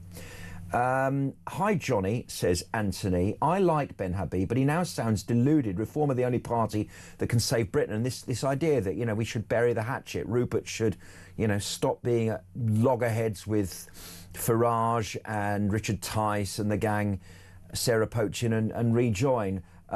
Ruth in Worcestershire. Nigel is trolling for politically experienced people. Trawling, not trolling. Where else is he going to get them if not from Parliament? Good point, well made. And Edward says, please ask Ben Habib to see the bigger picture and the reality of the here and now. Throw your weight behind Farage for now, sort out the country, and Ben will then get his chance later. To my mind, Ben is the most towering political intellect we've had and would make a brilliant PM. Well, he's certainly got a different and very distinct platform in Advance UK. Maybe this is the game. Maybe by having media interviews and presenting a traditional view of what reform originally was. Remember, he was a Brexit Party MEP alongside Farage in Brussels and Strasbourg. Maybe it's the platform to rejoin reform before the next general election. 0344 499 1000. We're going to talk about the TikTok Channel Migrants Party in Britain. Asylum seekers celebrating making it to the UK in a video from a suspected taxpayer-funded hotel room with Kevin Foster. He's the former immigration minister. Stay tuned to talk.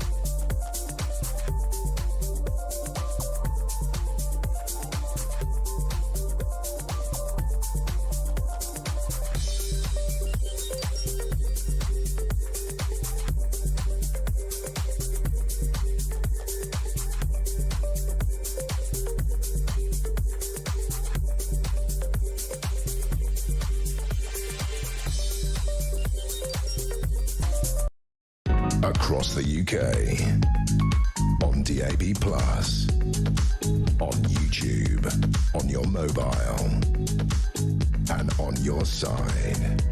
This is Talk. And a warm welcome to your Sunday morning. Just 25 minutes and 43 seconds of morning left before we go to midday, from whereupon I will then say good afternoon, but not yet fans of time. 03444991000. Kevin Foster is the former immigration minister under Boris Johnson, and it's a pleasure to have you on the show, Kevin. Morning, Johnny. How are you? Hey, I'm all right, thanks. I'm all right. Now, listen, this story about the TikTok channel migrants having a party on TikTok, asylum seekers celebrating it, making it to the UK. The clip shows around 10 people in a hotel room with decorations consistent with those found in a Holiday Inn Express, several of which have been used to house asylum seekers. In the middle of the room, there's a buffet comprised of popcorn, biscuits, bananas, bottled water, glasses of Pepsi and cans of Iron Brew placed on what appears to be a bath towel, and the men could be seen sitting around it on all sides in the hotel room, including a small widescreen television among its other adornments. This is one thing that drives our audience absolutely mad, and this government, and perhaps your government as well, the Boris wave, created. Kevin. Well, let's be clear. If they arrived illegally, they weren't part of what I refer to as the Sunak surge for slightly different reasons. These are people who, if they've been housed in an asylum hotel, have arrived illegally. You know, they have not arrived with a visa. I suppose, Johnny, we have to just put the slight caveat on is that the hotel hasn't been identified. It's not 100%, but all the evidence points to the fact that these are people being housed by the Home Office. Yes. And looking at some of the descriptions of one of the individual involved social media accounts showing him I think working in Egypt, then moving through Europe. It's hard to imagine that this isn't people who've arrived in a small boat and now be in front of a tax boat. But you're right, it is something that angers people. It's absolutely obvious this gang has not been smashed, and we need to look at what we can do. And it's worth pointing out that numbers were falling towards the general election, but then just having a slogan of smash the gangs, which didn't really have a strategy behind it, has seen the numbers go back up. Last year, we saw 41,000 cross. Yet in contrast, over in the United States, they had a record year in 2022, like we did with small boats here. Arrivals were down 95% after the Trump administration implemented a wide-ranging strategy to deal with crossings of the US southern border. And that's the sort of thing we need to look at. Rwanda was a good idea, wasn't it? I mean, in the absence of not having a plan at all, Rwanda was okay, wasn't it? Yeah, Rwanda was about answering the question of what do you do with someone who France won't take them back, and we can have a long argument about whether morally they should, but let's say they've refused, and their home country is either a country that refuses or is a country we would really struggle to deal with the administration there. For example, Taliban-run Afghanistan, although some European countries are now returning people there, notably Germany. It gives you an option to remove some of the country, because that's the core of what the business model is of people trafficking gangs over the channel, is that even if Britain refuses you, they can't actually send you anywhere. But of course, Rwanda, a third country, like Australia's done, and actually the US picking up on the Rwanda plan, it gives that answer. Actually, yes, we can. There is somewhere we can send you, a third country which is perfectly safe and can receive you. So tell me about the relationship between the Reform and Conservative Party, because it seems to be much more of a turf war than it's ever been. The sort of heat has been turned up. Kemi Badenoch in The Times said that she was clearing out the rubbish referring to her former candidate, her former, that she beat, her former shadow cabinet colleague, as rubbish handed out, and she assured that no one else would be leaving the Conservative Party from her cabinet is Robert Jenrick. Now what the Tories must do is create a specific line in the sand and demonstrate to people why they are different to Reform. Have they done that yet? And if not, what are the key messages that you think the Tories should show? Yes, we're different to Reform. John, I think you're right to say, we need to have a clear policy line, and, just us and Reform calling each other names isn't going to convince many wavering voters that these are the guys who've got a plan for government. In fact, it might even push them back towards the other side, who are the last people we want to see returned to office again, given what we've seen so far from Mr. Starmer. But what the Conservative Party needs to do is, yes, acknowledge past mistakes and issues. 2, come up with clear, credible and convincing plans. And, I've just said about slogans on small boats. We don't need another slogan. We need a strategy. Are we going to adopt a lot of what President Trump's done, a lot of what Australia's done? The signs are, yes, we moved on the ECHR. We've said we will leave that. But there's other aspects of international law, like the Statelessness Convention and the Refugee Convention, that is similarly being gamed by people coming from France. France, safe and democratic. So, we do need to have clear plans, clear and credible arguments about how we would then implement them. But, what I'd say about this week's defection is, I was on Rob's team. In public and in private, he has been saying some pretty tough stuff about Nigel Farage and Reform. And all the time he was planning to defect while speaking to people one-on-one. Take people who you thought we were, had some confidence with, and with him and with them. And then he goes and does what he does this week. What I'll say, if you're a Reform member really pleased about that defection this week, here's a warning for you. He can do it to us, he'll do it to you at some point. And for Nigel, if he can do it to Kemi, he may well do it to you. Unless, of course, as some others have pointed out, Nigel does it to Robert first, which I think many of us will have no sympathy with him if he does. A couple of questions for you here, which are related in the same way. Keeping your ear to the ground, any jungle drums about any other Tories about to leave to join Reform, and maybe even, shall I mention Carl Turner's name of the Labour Party? Have you heard any more about any more parliamentarians taking the light blue line? Not specific. And actually, I think how Rob did it this week has put off a lot of his former supporters. But actually, the way he did it means he pretty much managed to actually secure people staying in. And I heard the discussion you were just having about Jacob Rees-Mogg. Actually, just to be clear, the party's already doing some work in that constituency. Obviously, won't go into details, because we know that the person the voters decided to replace Jacob with has clearly, shall we say, hardly offered exemplary service to that constituency, and there could well be a by-election before the next general election. So Jacob would get back into Parliament? Well, let's say we hope to, and many of us would be very keen to be in there campaigning for Jacob as the Conservative candidate to win that seat back. And there's certainly many people, officer of the South West Conservative Party, once it's not our final decision, there's many members and many across the party who'd love to be in that by-election supporting Jacob as our candidate to get back into Westminster. Of course, that's what he wants to do. A lot of us, when you leave Parliament, you have to get other work, and then you have to consider the impact if you come back, or particularly if you stand in a by-election. You have to give stuff up with, of course, no guarantee it'll go well or otherwise. But no, there doesn't seem to be too much jungle. It'll be interesting to see who this Labour figure is. And to be fair to Carl, he's been doing some very principled work on trial by jury. Hats off to him for it. It's something we should all be concerned about. But from my knowledge of Carl, I'd be very surprised if he went to Reform. It just wouldn't really sit with most of the other views I've heard from Carl. Time will tell. But then the Reform are quite a broad church, aren't they? Particularly economically, because they are a coalition of traditional Labour voters in the heartlands, the sort of Nottinghamshire patriots who love the King and, who love their traditional communities, social conservatism, perhaps socialism when it comes to economic issues, and more like the Conservatives in other ways. And that's why they're not as coherent as the Tories on the economy.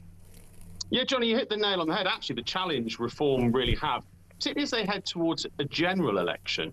You've just said a lot of the people turning to Reform are in the old coalfields, places where people feel that perhaps, the economic changes or growth the last 20, 30 years hasn't really benefited, shown in the Brexit vote, actually, going around places like the Welsh Valleys saying, hasn't EU membership been brilliant? They built a new road, produced responses like, well, hang on, when we joined, there was mining, there was steel making all around here. A new road doesn't really make up for the loss of that. And that is the dilemma. A lot of their high command, a lot of their party are traditionally conservative, more Thatcherite economic thinkers. But a lot of their voters are people who actually voted against Margaret Thatcher back in the 1980s and 90s in areas where those types of policies may not be particularly popular. And that's going to be an issue for them, is, you know, being populist on the one hand to get people on board, but then how are you putting up a credible economic plan that can sustain interviews by people like yourself, Jonny, in detail in the run-up to a general election campaign? That's the challenge for reform. Kevin Foster, former immigration minister under Boris Johnson, thank you very much indeed for joining us and making those things clear. Will Jacob Rees-Mogg find his way into Parliament? And I'll tell you what, if he does get back into Parliament, he'll be doing any of that sleeping stuff he did on the front bench. Really looked terribly complacent, didn't he? What do you think? 03444991000. Because your calls and texts follow this short break. Stay tuned.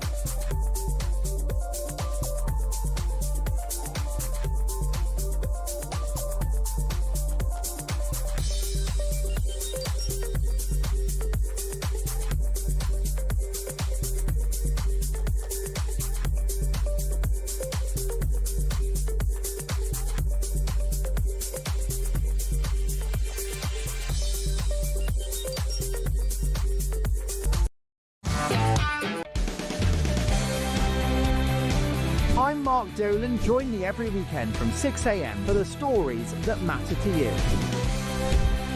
We talk politics, we talk news, we talk entertainment, we talk about everything that affects your life. There's only one place to start your weekend, the home of common sense. Talk Breakfast on Talk. 6 a.m. to 10 a.m. every Friday, Saturday and Sunday here on the home of common sense.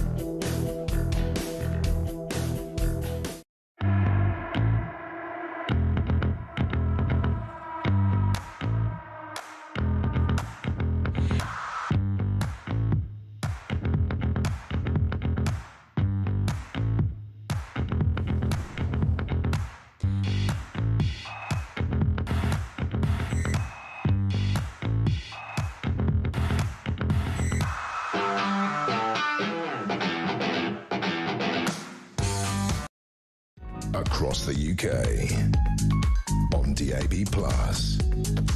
on YouTube, on your mobile, and on your side. This is Talk. Your calls and texts are absolutely imperative to us here on Talk, the home of common sense. We'll have a chat with Carl in Liverpool in just a moment, but Paul has texted us and says the illegals in the boats should be picked up mid-channel and immediately returned to France. They are a French problem, says Paul in Dunoon. And they might be, but we cannot get the French to commit to that. We've spent hundreds of millions of pounds trying to get the French to concede this, but they won't, because they don't want them either, okay? So we need to find another way with this. We can't have this sort of game of chess or ping pong with migrants. Tad Davison from Cambridge, who comes up with Up the Villa at the end. So well done, Tad. Thank you for that. We're going 4 points behind Arsenal today, aren't we? Now, and we'll have Sam Stevens on later on in the show as well to talk about today's football. The Tories need an attack dog, okay? That's what he says. And if I'd been elected to Parliament, they'd have got one, says Tad. Alas, the Uni Party never wanted blue-blooded Englishmen, only lily-livered pansies, so I never applied, said Tad. But the Tories are paying the price for not choosing people who know how to dispatch their political enemies with irrefutable arguments. And you've got a very nice tone of phrase as well, if you don't mind me saying so, Tad. All eyes on Villa Park later, I can tell you. Now, Trevor has come back to me with regard to ritual slaughter, because we had a bit of a chat about this. So thank you for coming back to me, Trevor. Morning, Jonny. To clarify my position, I'm pro-Jewish in Israel, and I didn't doubt that for one moment, Trevor. The Jewish community do not try to force kosher meat into public institutions. No, Jewish people do not do that. Such as schools and hospitals. Only kosher food goes to people who are Jewish who want kosher food. And indeed, if you want kosher meat from a butcher's shop and you're not Jewish, you can go and buy that as well. And indeed, by doing so, if you're not Jewish, you would be supporting the Jewish community as well. And even on the airlines, it's normally a specially requested meal. As you say, there's vegan and there's halal and there's all the other things that are going on. Pescatarian, which I thought was a star sign until yesterday. As with halal, the establishment tried to force it upon us without choice. They've even tried to stop any kind of labelling to say it was barbarically slaughtered. I want the choice to have no halal meat. It is true, you know, you do need to label things. And that's not just from a religious point of view or a reason that you don't want to eat it. It also is from a food provenance point of view. Increasingly, people want to know where the vegetables were grown, where the meat comes from, who the farmer is. You know, we're beginning to make personalities out of farmers, aren't we, in supermarkets? There's a nice picture of a farmer holding, you know, some swede and going, "Hi, I'm from Wiltshire, and I grew this myself." And no food miles from New Zealand anymore. The tomatoes come from nearer than New Zealand these days. So that's all very, very good. Neil. Good morning, Neil. Good afternoon. No, good morning still, Neil. I'm sorry, but there are double standards at place here. How can you complain about the lack of integration from the Muslim community on one hand and then say it's okay to slaughter kosher animals to appease the Jewish community? How can this be? Surely if you live in the UK, whatever religion you are, you accept our rules. And just very simply, Neil, the Jewish people do like to be part of British society. If you ever step into a synagogue, there is a prayer every single Saturday morning for our government and our royal family, whoever the government is, and always for the royal family, so that they uphold the peace of the realm and all those kind of things. And of course, kosher is about our particularism, about the way we prepare our food. It is not a statement of being anti-patriotic, not at all. They are two completely separate things. So all that the Jewish people want to be is particularist about their food in a universal environment to contribute to a great society from Jewish values. So I hope that explains it, Neil. Are we going to Carl in Liverpool now? Yes, we are. Come in, Carl. Hiya, Johnny. Thank you very much. Hello, mate. How are you? Yeah, I'm not too bad. Good. Johnny, I listen to Talk almost every day. I'm a truck driver, and I stumbled upon Talk, and I love the programme. Great. It drives me mad sometimes when I listen to certain politicians and stuff like that come on, certain guests.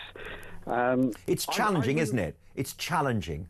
It is, because I'm staunch reform. I love the prospect of Nigel Farage, because I think he's got something about him. I don't think he's going to take any rubbish in the future from certain people, because part of the question that gets asked each day is Britain broken? I don't think it's broken. I think it's shattered. The people have been brought to their knees, and they're starting to get back up now, and they've just literally had enough. One of the things that I remember from one of Nigel Farage's party conferences was saying that he was going to get people into positions in his group that had done the job. So maybe a retired school headmistress or head teacher, a retired firefighter, retired soldiers, stuff like that. Somebody that knows what they're talking about defence, knows what they're talking about schooling, education, health, and stuff like that. And I'm a little bit worried. All we're hearing at the moment is this MP's coming from the Conservatives. Prospects of somebody coming from Labour. They've all made the mistakes. They're the ones that have made the mistakes. Yes. It's a problem, isn't it? Suddenly it's what Kemi said. It's their problem. These people are their problem now. And Ben mentioned it. Ben Habib said, they're on mission creep. If they're getting all these old Tories in, some of them are former globalists, this is not what the Reform Party is. They're not supposed to be a broad old Tory church like the Boris days. Yeah. I'm not talking for everybody else in the country, myself. Sure. I'm ex-forces. I see that the British forces is literally at its wit's end. It is broken. I see that, in my eyes, I don't think the police work for the British people anymore. I think they're politicised, if that's the right word. Politicised, yeah. I think they're working for the government, not for the British people. The police officer that's just retired wrongly should have been sacked and whatnot. Yeah. But I talk to police officers when I go out. My missus goes mad at me, and I say to them, why don't you stand up? You know it's wrong. Yes. You know it's wrong. Why are you the silent majority when you can be the noisy majority? Yeah. And when laws have been broken and stuff like that, we talk a lot about the Muslim communities and stuff, the Jewish community.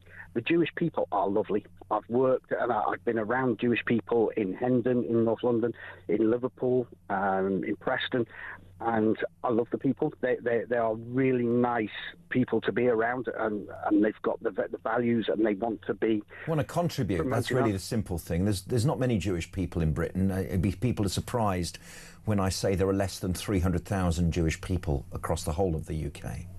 Yeah. Johnny, when I was working in London, I was doing door-to-door sales. I was one of those hated people. I was young, and I knocked on the door. And there was, I can't remember, there was loads of people in this family in there, and they were all just eating and partying and stuff. And they dragged me in the house to have some food. It's cold outside. And That's I was funny. just like, wow. Did you get a sale? I did, actually, yeah.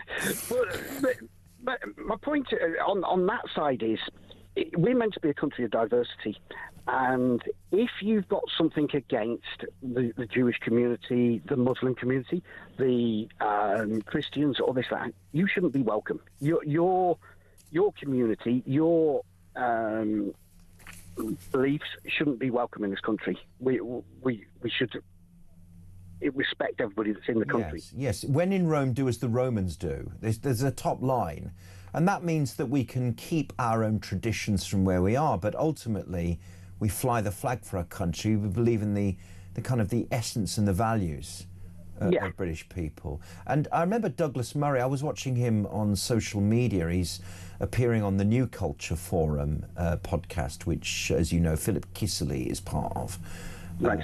And he said, you don't have to write down what British values are. You can feel them. You know what they are. And that is, of course, absolutely right. We have a Magna Carta, but apart from that, we have other things as well, which speak of being British, and you don't have to write them down to know what they are. Yes, exactly. Like Sports Report at 4:55, and beans on toast, and Ron Manager, isn't it? It's just all sorts of stuff. Being great at pop music. Yeah. England losing at the cricket. Warm beer. Exactly. And go into your tolerance conversations. Go into your conversations that you've just had recently, just previously about immigrants, illegal immigrants. My views on that is, if you're coming across, you haven't got a passport, you've got no proof of who you are and stuff like that. You're not willing to integrate. You're going to sit there. But where do they? I mean, if you can't identify where they're from, Carl, and they're on your shores, where'd you put them? I mean, that's what Rwanda was about, wasn't it? Yeah. But we don't have that. I would like to see. I'm all for, working migration.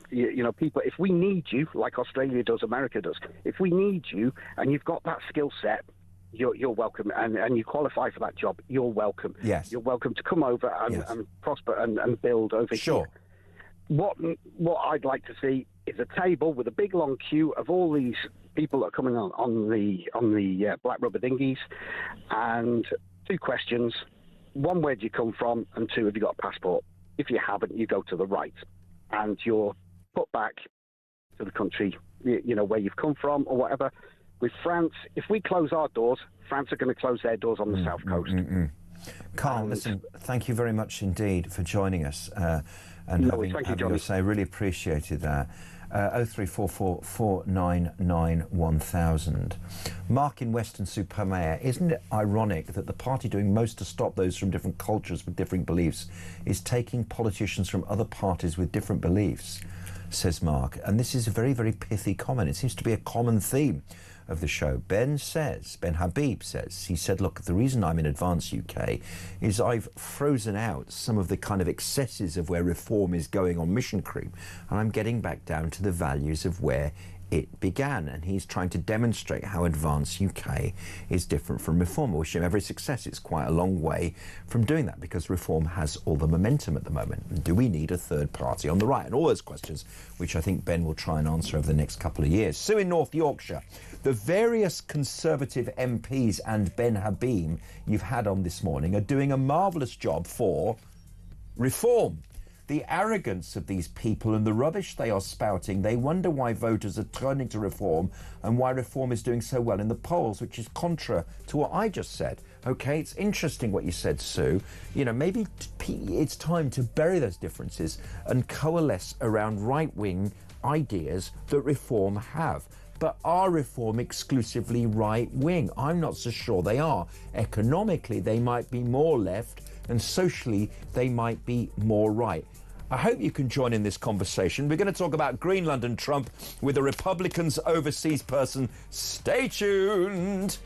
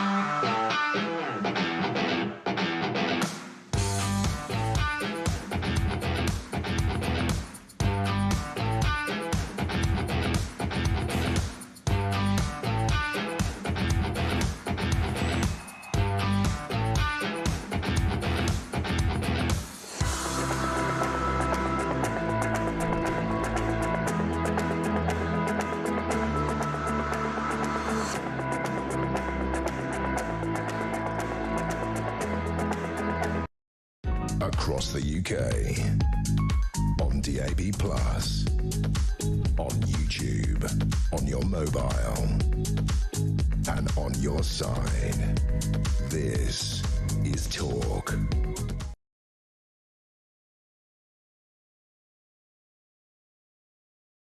And a very good afternoon to you. I'm Jonny Gould. I'm here until 1 o'clock. It's been a terrific show, and if you've missed any of it so far, or if you've enjoyed it and want to hear it back, you can go back to the YouTube page and scroll back and enjoy it. It'll appear again after 1 o'clock on our YouTube channel right here on Talk. And your calls and texts, very important to us. They're coming up later on in the hour. Judith, thank you, Judith. Good morning. Morning, Johnny. I love Ben Habib, but he hasn't the momentum that Reform has now. Him and Rupert will have to split the vote there with that. We want Labour out at any cost. So again, what Judith is saying is what a lot of you are saying, is that these guys need to bury the hatchet, bury the differences and get on the Reform train.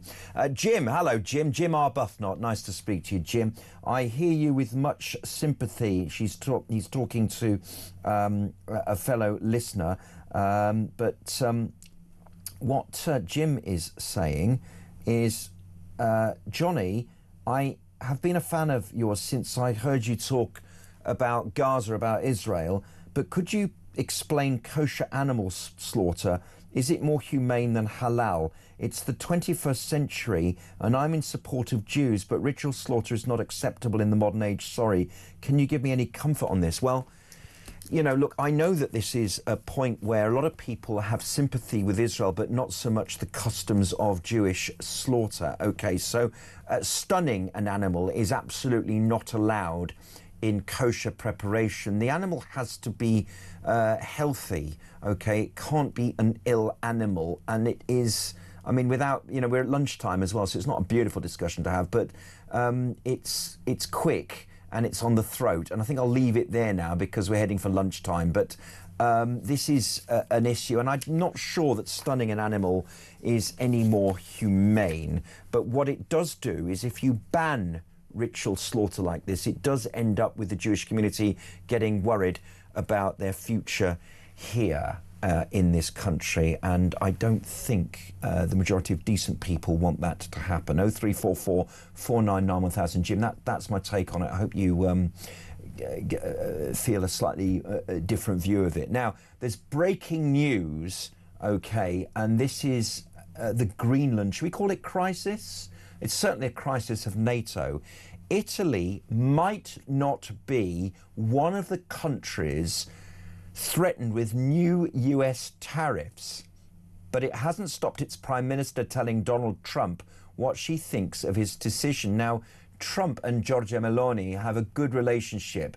I think Trump says, yeah, she's my kind of leader. She's beautiful and she's a beautiful young lady, and they're better bedfellows, for want of a better word, if you know what I mean. They're more ideologically suited than others. So Prime Minister Meloni told reporters that during a visit to South Korea this morning that she doesn't agree with Trump's tariff announcement and the move was a mistake. The prediction of an increase in tariffs against those nations that have chosen to contribute to Greenland's security is a mistake. I don't agree with it, she said. Meloni revealed she spoke to President Trump a few hours ago and told him what she thought of the matter. I think he was interested in listening, but it seems to me that from the American point of view, the message that was coming from this side of the Atlantic was not clear. So Italy might not be one of the countries threatened with new US tariffs. That's a breaking story, and I think it's the perfect way of introducing our next guest, who is a spokesperson from the Republicans overseas. We say good afternoon to Jennifer Ewing. Hello, Jennifer. Hi, Johnny. Jennifer, what's going on with Trump and NATO and our friendship? You know, some of us like President Trump, but we don't want to fall out with him. And Starmer keeps telling him we're wrong. It's going to really affect our economy very, very badly if suddenly our tariffs go up to 25%. Well, you're right. And if it does get to that, it will affect the economy. I don't think it will get to that. And I think it's important to look at the timing of all of this. This announcement happened, a day and a half, 2 days after Prime Minister of Canada went to China to discuss sort of their relationship, security measures, that sort of thing. So I think that's important. It's also important to note we have Davos next week. So I think what Trump is looking for here, it's a little bit of an opening gambit. And I'm guessing what he wants is for the leaders of some of the EU countries to get together and come up with a solution. He's been talking about this for over 8 months, and the United States States has been talking about Greenland since, well, God, I think it goes back to the 1800s and 2 or 3 times again in the 1900s. So this shouldn't completely be a surprise.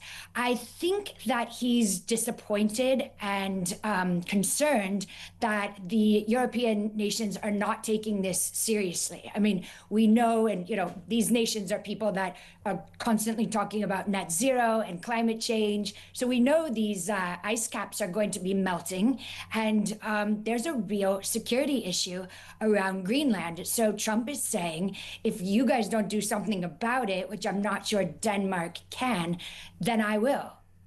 You know what, Jennifer? I'm going to bring in the sympathetic view of Trump here, because I've heard a lot of commentary about Greenland and that massive stretch of water which is equidistant between the UK and Russia is not being mapped properly, and that there is a security threat which is prescient.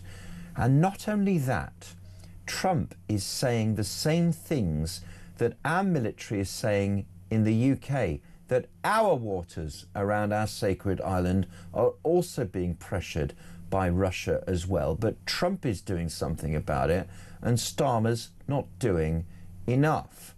So actually, is Trump right here?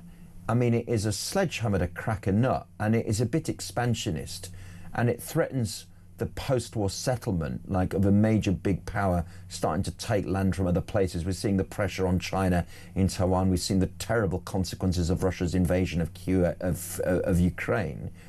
That despite all that, if he can find some kind of democratic way of dealing with this and the Danes and the Greenlanders, that maybe it is the right way to defend our Western values and our countries and our NATO. Sure. So I'd say 2 things to that. First of all, we know that President Trump likes to use tariffs as a way to negotiate, as a way to discuss national security, rather than, say, kinetic types of warfare. So we know he likes to use that. The second thing is, you'll remember a month or so ago when the National Security Strategy document came out, that 30-odd page document that talked about hemispheric defense and how that was going to be the most important thing for the United States. And, you mentioned China, you mentioned Russia.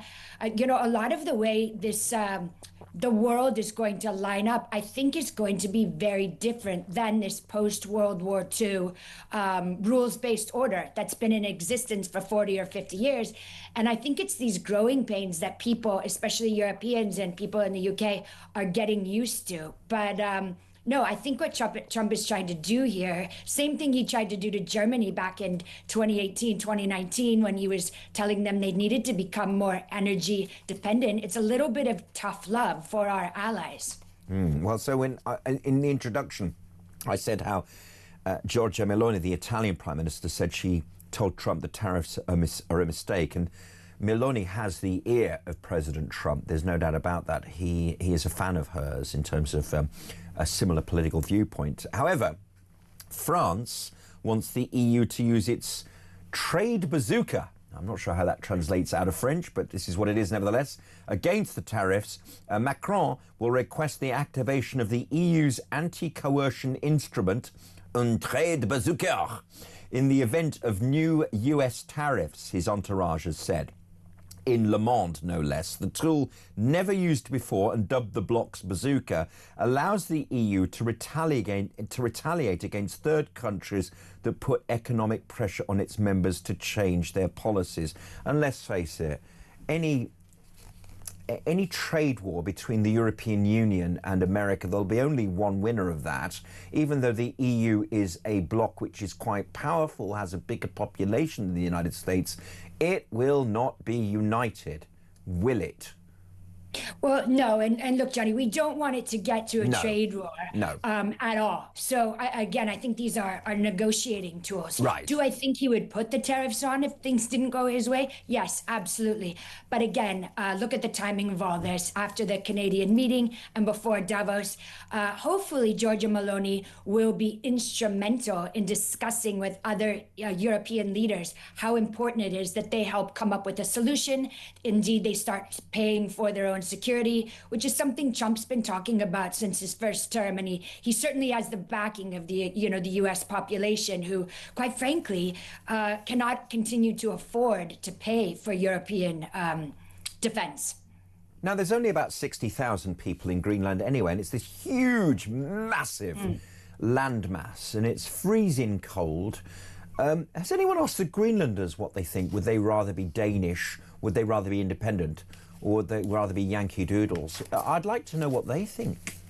Yeah, and great question. And I think a lot of, as with polls or statistics, you can get anything to really say whatever you want. But there has been very serious discussion about, okay, if we paid each member of Greenland X amount of money, whether it's $100,000 or on up, would they indeed go along with this? So we'll see. I think every option is up in the open. Do they have a referendum? Who knows? All I know is the reason this all came about is because President Trump does not feel that the Europeans have been taking this security risk seriously. And indeed, like you mentioned, very few people that live there. However, it's like 40% the size of Alaska. It's a massive landmass, and with tons of natural resources. So it's valuable, and at least we're talking about it now. Put it that way. Okay, so he's in at Venezuela. He put he got Maduro and Mrs. Maduro, into the back of his roller and sent him off for trial in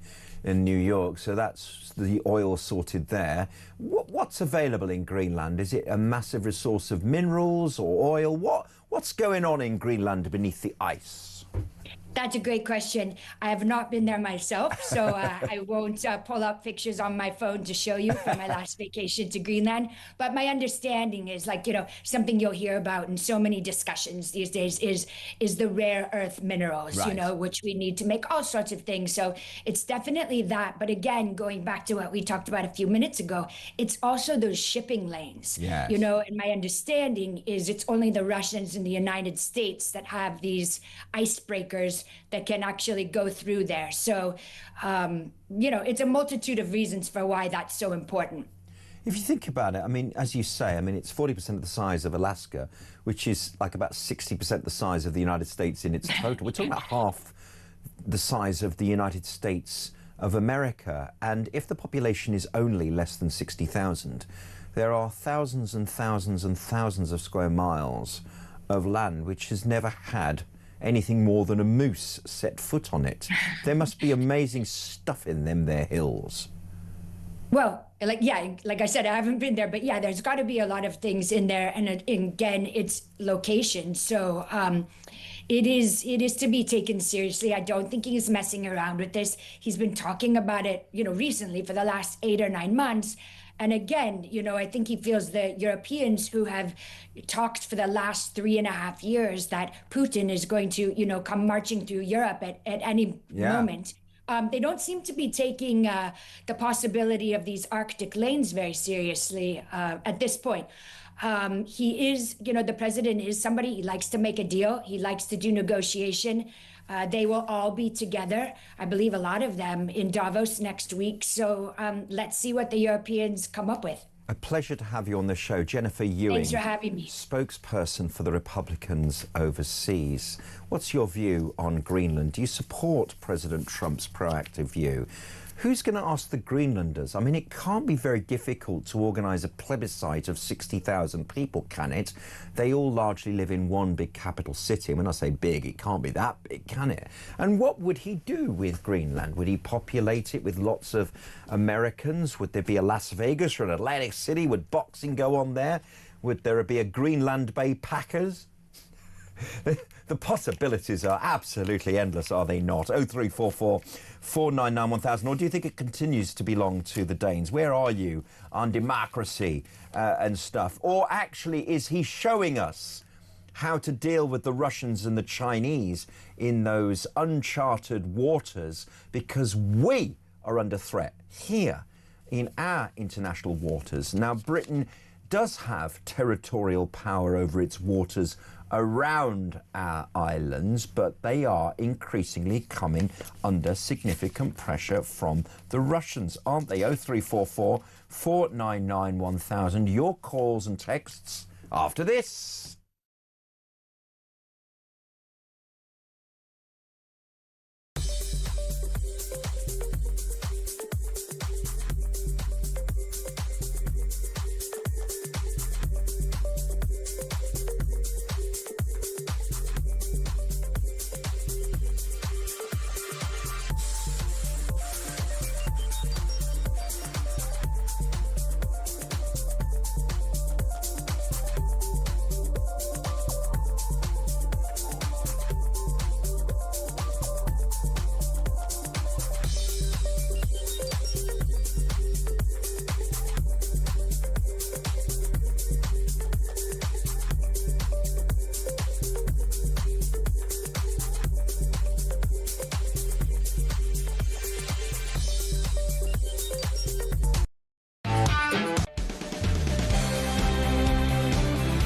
Mark Dolan. Join me every weekend from 6 a.m. for the stories that matter to you.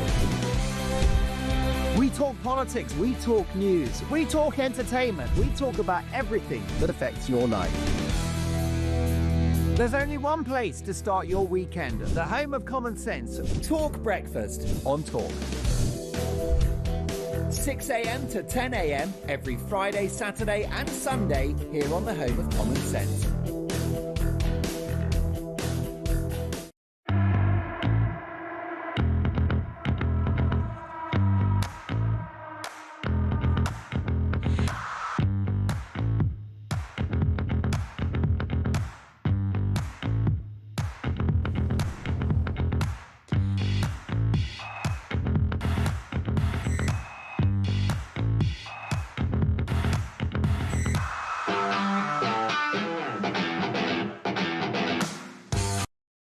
Across the UK, on DAB+, on YouTube, on your mobile, and on your side. This is Talk. 03444991000. You've been chomping at the bit to get online and with us here in the show, so we'll have your calls in just a moment.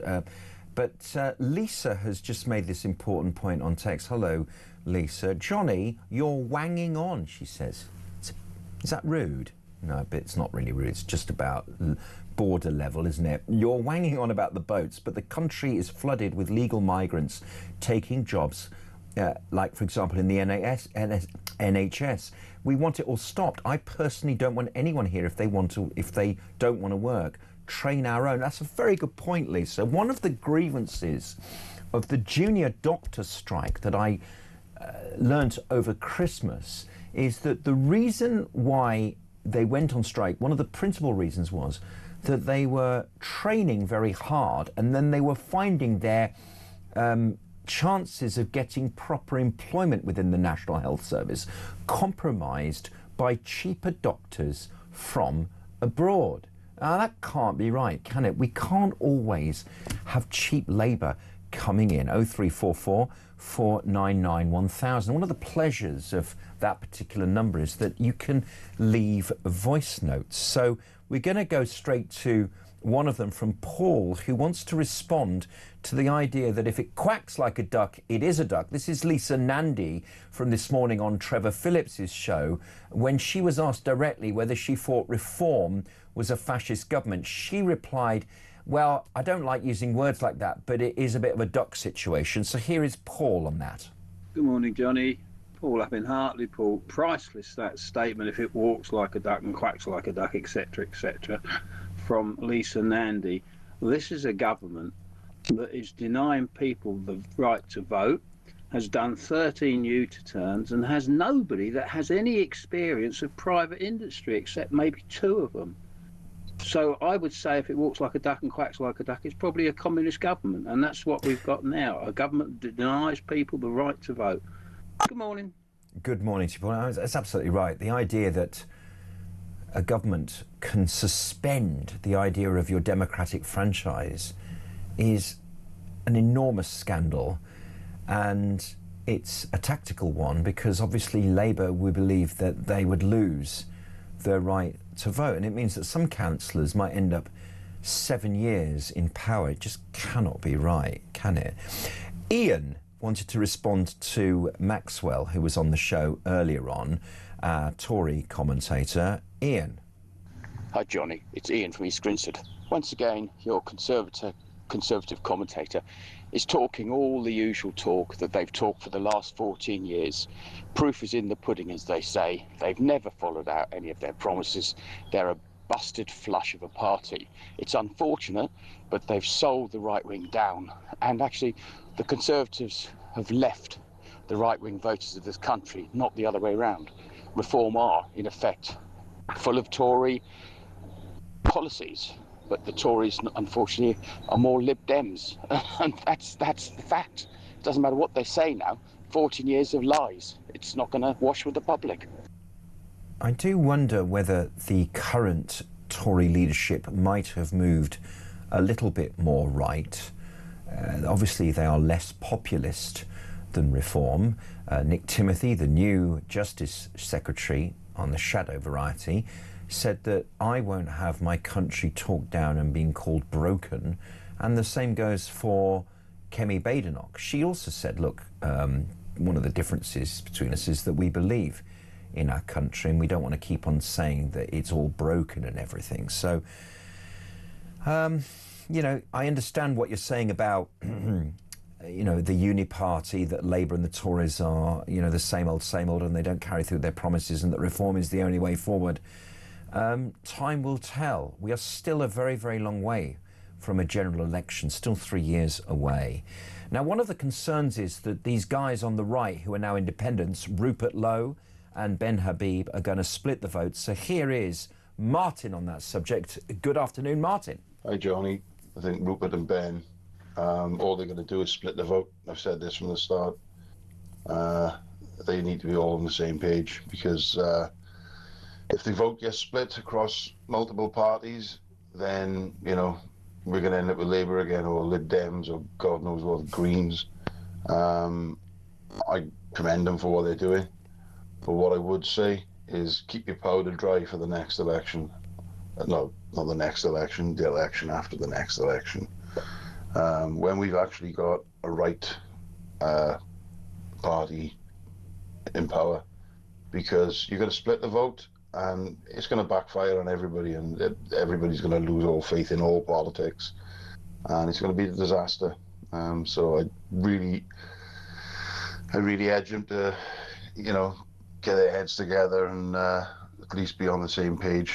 Thank you, Martin. Because the country is in dire decline. Yeah, it's not going well out there, is it, for sure? That's Martin. And Judy believes that reform should actually accept anyone. Hello, it's Judy from Altos, West Yorkshire. As I've said before, I think Reform Party should let anybody join, provided they toe the party line and they bring something to the table. And I do wish when people leave their former parties, the set party shouldn't badmouth them. Yeah. It's just like being in the playground. Yeah. That's what it is, and it's not a good look. No, it isn't. You're right. When the last chappie left, they'd have just said, well, we know he wants to fit for us, but, you know, good luck on his way. That had taken all the wind out of everybody's sails, and we'd hear nothing about it. I wish Jacob Rees-Mogg would join Reform. I think he's wonderful.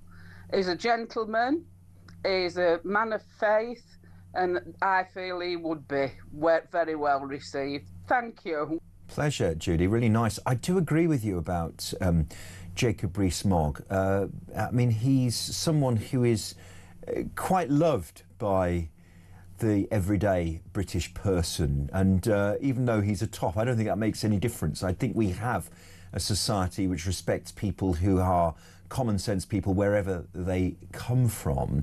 And I find his English Catholicism very interesting, because though he believes in certain Catholic values, when it comes to secular political issues, he sees them as separate things. And I think that is very typical of the respect that English people have for their society. 0344 499 1000. Barry in Norwich. Hello. Good afternoon, Johnny. Good afternoon, Barry. I'd just like to make a comment first on Kemi Badenoch saying that Britain is not broken. Well, I would say thousands of young men coming across illegally on boats every day, it's broken. The people getting treated in corridors at the NHS, it's broken. People getting treated in the back of ambulances, it's broken. Schools falling down because of wrecked concrete, it's broken. Squad ex-servicemen on the streets, it's broken. People going to food banks, it's broken. Prices going up, it's broken. The highest energy costs in Europe is broken. You know, I don't know what world these people live in. Yeah, right. But until Kemi Badenoch can actually see the country's broken, she's part of the problem. Because when I saw her on TV yesterday, she said that only her and her party can fix broken country. Yes. Well, if it isn't broken, Kemi, what is there to fix? Yeah, I think probably what she wants to say is that she doesn't want to use dramatic language to solve our problems. She will acknowledge all of the things you said, but they're things that can be sorted in a way that is not, you know, bust You know, that we well, can... they're not being thought of, though, No, are they're they, not. by They're either not. party? No, that's Yeah. true. They're not. And you know, I'd rather her come out and say, look, the country is a busted flush. Yeah, right. We need to start from the top down. Do you know what, Yeah, Barry? right. I was very fortunate enough this time last year to go on holiday to Marrakesh in Morocco, lovely. and that really is a broken country. All right. Yeah, I know, but I don't Because- live in Marrakesh. I live in Norwich and Norfolk. Yeah, right. Yeah, and yeah, and you know, You're not saying Marrakesh like Norwich, are you? no, of course not. I mean, not even its city centre is pedestrianised in Marrakesh. No, but I'm saying we live here, and my main concerns are this country. No, but what I'm Yeah, saying, and what's all right, going what on. I'm saying here is that I stayed at a hotel about 5 miles from Marrakesh city centre, and there's land banking there, and there's miles and miles of empty houses that are half built. Okay, that is genuinely a broken society. At least We've got miles and miles of a half-built high-speed rail line. Well, yeah, I know, right, but yeah. like most people are still occupying their houses and paying rent or mortgages. Like we're not, Yeah, I hear we're not that, as but we're broken we're as we're those supposed to be places. a Do you see what I mean? civilised- Like what I'm saying is, we've still got a lot that's good here. Okay, we live in a first world nation where, again, we've got these huge problems, and yes, we are getting poorer, and yes, you know, there is silly pressure on the NHS and mass migration, which is causing tension in our societies. But there's a lot of other things that are good here that we can work on and use to rebuild ourselves. Yeah, of course. But until these politicians face up to what's actually going on and stop hiding away from the problem. David Cameron, when he came into power in 2010, his cure for the housing crisis was to tax people out of their spare bedrooms. Yeah, right. Yeah.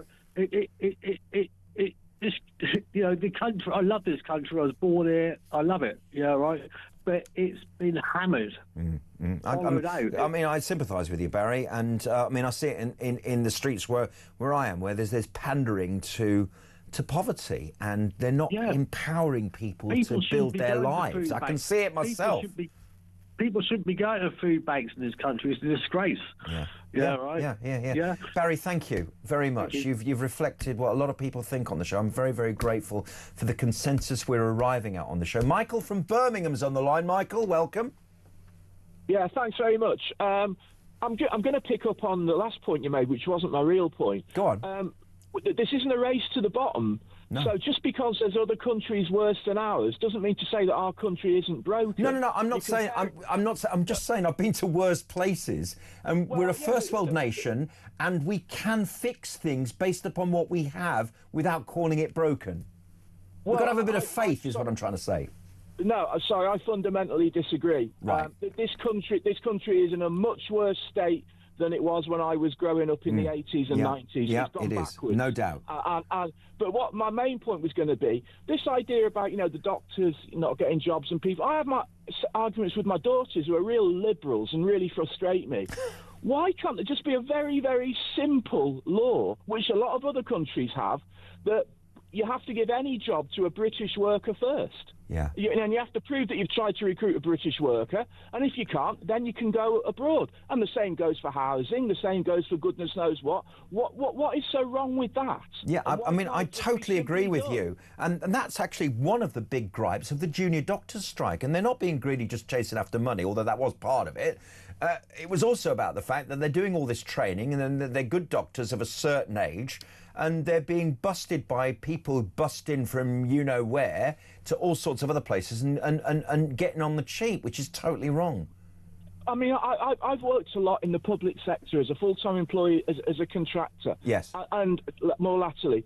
And I am seeing people brought in from all over the world, some of whom can't even speak English, when I personally know people who could do those jobs and are looking for work. Yes. And then it's absolutely ridiculous. And I'm not having a dig. And look, other countries do it. Plenty of African countries do it. And other, the US certainly does it. We're not in the EU anymore. It's like pandering to diversity, which seems to be shooting ourselves in the foot. I don't get it at all. Yeah, Michael, thank you very much indeed. I think we've seen the schism and pressure on the cult of multiculturalism rear its ugly head when we talk about the Aston Villa Maccabi tragedy, where supporters were banned because the local community got on top of the local police, who basically agreed with their position and fitted up a set of policing rules which led to this ban. And it's on that subject that we'll have a chat with our next guest, Jonathan Sacerdotti, and he follows this short break. Stay tuned to talk.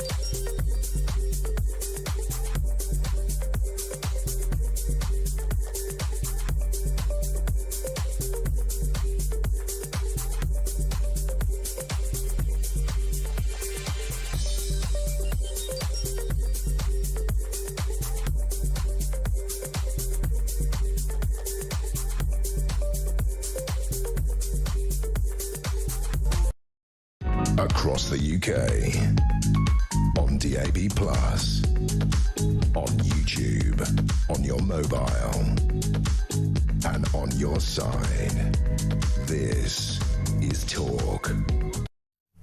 And get on board the Julia Hartley Brewer train tomorrow morning at breakfast right here on Talk. The reason I'm in is because Peter Cardwell, who normally does the show, is doing Drive all the way through next week from 4 o'clock, so join him. Now, this West Midlands story just does not go away because the police ignored a string of hate crimes against the Birmingham Jewish community.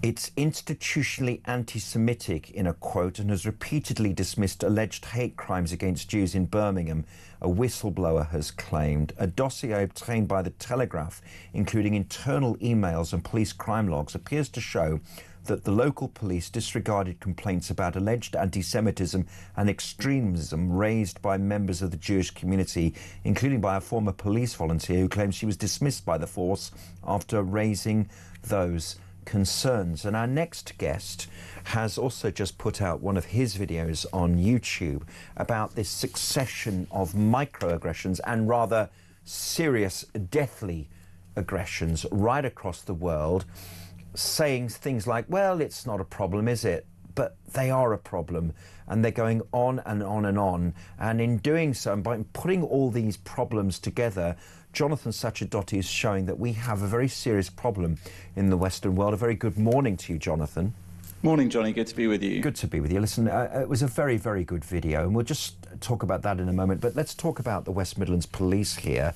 It's something we know, and something I experienced actually at Aston Villa, where I resigned as the Supporters Trust director because I didn't feel that I was getting the support I needed, because I was under a barrage of anti-Semitic hate on Twitter. And it was at that point that when I was not in office, I was then removed from the sort of the group of Aston Villa executives because of it. I mean, you know, the club's to blame as well here, I think, and they took orders from the police, when actually perhaps in the olden days the football club might have been able to have said, look, we can police this. We've got 150 years of dealing with away fans. The whole thing is a sham and a disgrace and must never happen again.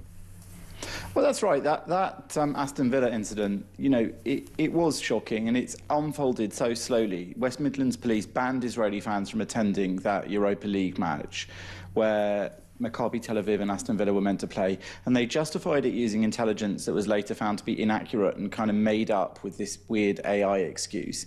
It was said that, you know, the AI had hallucinated it or whatever, and the chief constable has now got away with, you know, repeatedly telling MPs that there wasn't AI used when it was, and that the decisions really just revealed, I think, a whole catalogue of cover-up, corruption, racism, and anti-Jewish prejudice.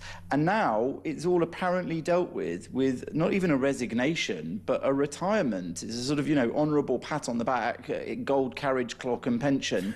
This is just not a way to reassure anybody that the police is dealing with this problem. It's kind of a way of saying, oh, well, let's draw a line under it, old boy. But things have changed, and I just don't think we can accept that. And now this article in The Telegraph has shown that there's actually quite a massive problem in the police altogether there, and I would dare say in other police forces. I mean, the one particularly shocking incident was one involving a 12-year-old girl that they've uncovered from June 2024. It's a 12-year-old Jewish girl who was punched in the face twice, kicked in the stomach, and her alleged attacker was a classmate of hers and reportedly shouted "Free Palestine" during the assault. Well, we all know what people mean when they're punching you in the face and shout "Free Palestine" at a Jewish child. She needed medical attention, and the police, in response to this, according to The Telegraph, they said that that really there was nothing to be done here. The victim's mother had said that the boy's family, apparently, the police said, could prosecute her daughter instead because there was an allegation that the daughter had pushed this kid who punched her in the face and said "Free Palestine" at her. So, again, it's a case where we don't know the minuscule or micro details, but we can see that the police appear to be covering up for violence against Jewish people, whether it's threats, as in the Aston Villa case, or whether it's actual physical violence carried out on Jewish children. And there was another family reported in that Telegraph piece with different claims, you know, where they said there was such anti-Semitism that went unchecked in their kids' school that they ended up leaving the city. Birmingham, They moved. Now, this is a very serious thing, and that is part of what I talk about in that YouTube video and Instagram video that I put out last night, because more and more Jewish people are just thinking, you know, practically, it's not a threat or it's not being over-dramatic. They're just thinking, well, this isn't really a way to live a life. So let's figure out what we can do. That family appear to have chosen to relocate, I presume, in the UK somewhere, but plenty are considering leaving. And in a way, if Jews can leave, say, to Israel or somewhere, because they have a right to, it's actually non-Jewish Brits who are fed up of all this corruption and being cowed by Islamic fundamentalism, who I really feel for, because they've got nowhere to go. Nowhere to go. And that's a big problem as well. So I do think it's time that we had, you know, police forces, police commissioners, politicians who took this a bit seriously and just, you know, stop being scared of their shadows and scared of these thugs and decided they're actually going to deal with it properly, not accepting retirements and, a thank you for long service. And that in itself is a corruption. One of the good things that Shabana Mahmood is doing is getting rid of these PCC jobs. And talking of a complete conflict of interest, the PCC here in London is Sadiq Khan. So ergo, the hate marches continue. Yeah, that's fine. But in all seriousness, the blob, as it's being called, the example of blob corruption in Simon Foster saying, there you go, dear boy, and just, head off on Friday afternoon. Should we go down to the pub and celebrate this? Keep your pension and everything. Was that, of course, he was the head of the Momentum chapter. So this is a proper old blob in action with each other. We have a monumentally big problem to deal with in terms of that kind of collusion that's going on in this country. Yeah, I mean, look, some of the other stuff in that Telegraph article really points to that as well. One of the reasons the police apparently didn't investigate, they have another story there of a Jewish volunteer in the West Midlands Police who had reported a few things related to anti-Semitism. And eventually she was sort of driven out, she says. They deny that.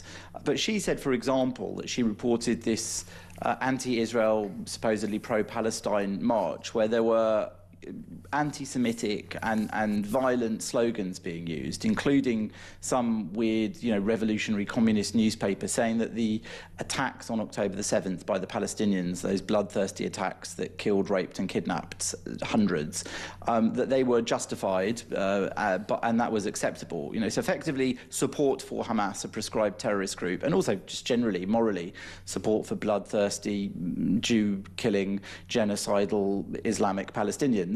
And they said one of the reasons they justified not doing anything was they said Jeremy Corbyn was at the march, as if that somehow made it, as we might say in Jewish speech, gave it a hechsher, gave it a kosher mark.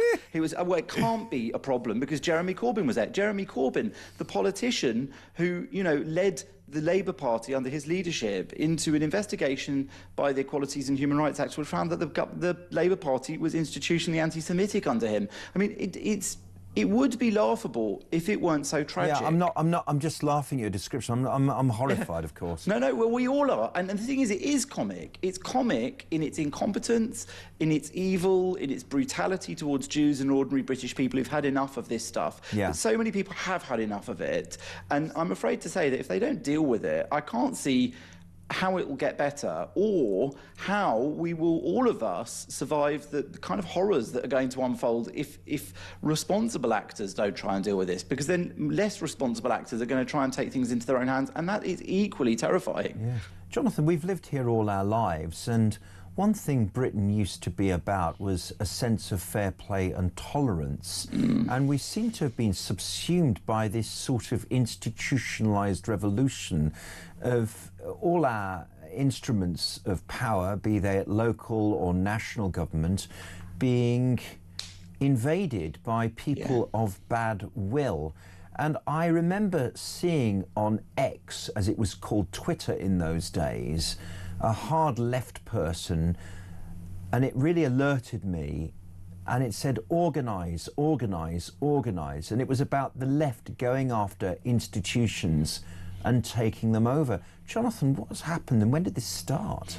Yeah, well, you know, I think it's been happening for a really long time. And you know, some of us, you and I included, were among those who for many years have tried to warn about it. It's to my slight disappointment in myself that I obviously didn't do a better job. Well, you're not, you know, you can't have the whole of it on your shoulders. You know, no one can. People. No one can. No. But I think the point is that there was this kind of march through the institutions. There was this institutional capture, whether it's been cultural institutions, educational institutions, academia, universities, schools, unions, teachers' unions. So doubling up not just the unions, but the unions that look after teachers, who look after the minds of the next generation. Universities, as I said, the police, even political parties. It's been this sort of slow infiltration and sometimes takeover, to the point that it's then when things are mobilised against ordinary British values and British people, there's not really much you can do because they used our own processes to do it. So you can say, you know, if you have a respect for fair play, for the rules, and for that sort of thing, well, you can say, well, they followed the rules. You know, it's a similar thing where I live in Brent Council. They've recently twinned Brent with Nablus, which is basically, you know, a giant two fingers up at Jews. That's what it's designed for. They'll say that they've done it as some sort of solidarity with Palestinians and whatever, but Nablus, you know, in particular, is a place which is troubled and really riven with extremism and internal Palestinian conflict even. And you know, what's Brent Council got to do with Nablus? I mean, it may look more and more like Nablus around some parts of Brent every day, but generally speaking, there is literally no point in something like that other than to assert some sort of dominance or some sort of power play over the people they know it will offend. And that's not just Jewish people, it's all sorts of people. I mean, what about gay people? What about, you know, to be gay in Nablus, I shouldn't imagine is a particularly pleasant experience. In fact, I know it isn't, having spoken to gay Palestinians myself. I know that in Palestinian culture and society and official Palestinian politics, it's something which is, you know, pretty terrifying. And yet Brent Council, which tries to celebrate gay rights and other things like that, women's rights, these are not things that are respected in Nablus in the way that we would like them in Brent, and yet there they are doing these things. So all of these institutions being slowly drip, drip, drip eroded and taken over and used against us, all using our own rules. We are so stupid to allow it to happen. Our society is so daft if it just looks at those things and says, well, there's nothing we can do. Yes, you're right, we can see it happening. But, you know, they're playing by the rules, old boy. They got themselves elected and they pushed themselves in and they took these roles and those roles. There still have to be, you know, restrictions.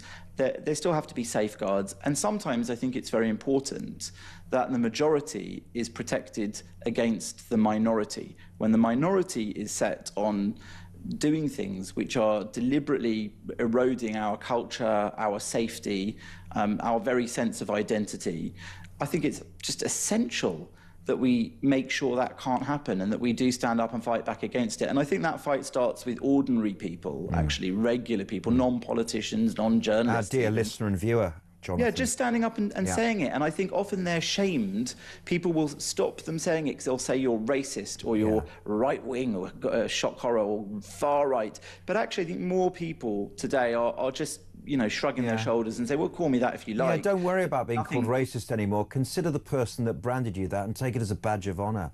And I mean, if you know you're not racist, if you behave in a way that's not racist in your day-to-day life, it doesn't matter. Yeah, it doesn't matter. If somebody that's literally mobilising these words and values against you calls you that, I think that it's essential that people are now able to actually say, I'm not racist, and there's nothing racist about me calling out somebody else's intolerant extremism. Absolutely right. Even if you think that, our freedom of speech gives them a right to do so, well, freedom of speech has got to give the rest of us a right to call it out. And when it enters into institutions and the police and mayoralties and politicians and politics and political parties, well, then it's no longer just a question of manners. It's a question of what's ruling our lives, what's dictating how we can live, what we can do, where we can go. And we are seeing that now with Jewish people banned from that Aston Villa match. We're seeing that from Jewish concerns ignored in the police, from this Jewish person who was a whistleblower on the West Midlands Police saying that she was kicked out for it. We're just seeing example after example, and it's not even a hunch anymore. It's there for everyone to see if they want to open their eyes. That's right. Jonathan, thank you very much for that. Jonathan Sacerdote, it's always a pleasure to speak to you. But, we've got bigger fish to fry here now because Aston Villa could go second in the table.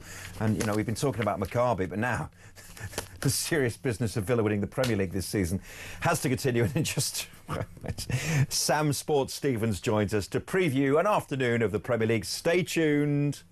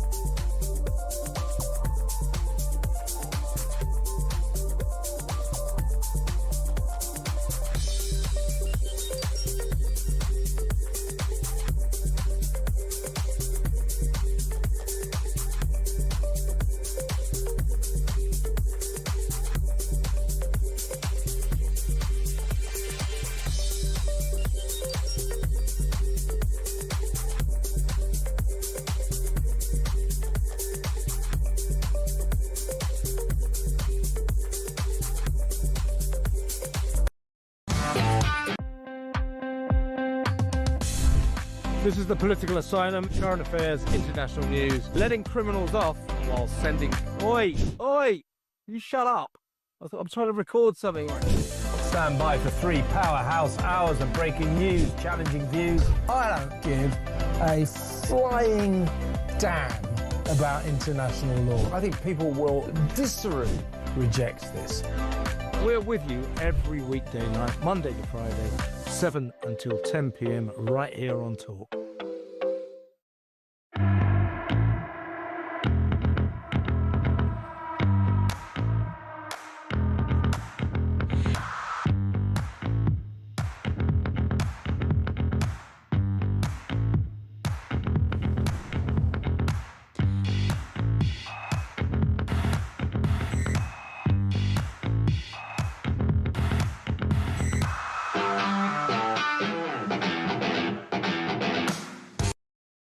Across the UK, on DAB+, on YouTube, on your mobile, and on your side. This is Talk. It's a massive afternoon of sport, and Wolves versus Newcastle United. Wolves have 7 points to their name, but they are shaking a leg. Meanwhile, Manchester City lost yesterday. Forest got 2 points off Arsenal, which means if Aston Villa beat Everton this afternoon, in fact, even if they get 1 point, they go into second place, 4 points behind the Gunners. Who should we introduce to talk to that? Only one of the best broadcasters and producers around from TalkSport. It is Sam Sports Stevens. Sam. Johnny, hello, how are you doing? Oh, mate, I'm fine. I'm stoked. I'm going to reach out of the unbiased section and say that I am as you know, an Aston Villa fan, and 4 points Really? to our... Did you not know? I don't talk about it much. Villa beat Everton today, and the title race is properly on. Well, now you're getting very a little bit above yourself there. Are you not? No, Johnny? I'm not, mean, am I? 4 points. You know, we are well clear in third place. To be Fourth fair, place is miles away.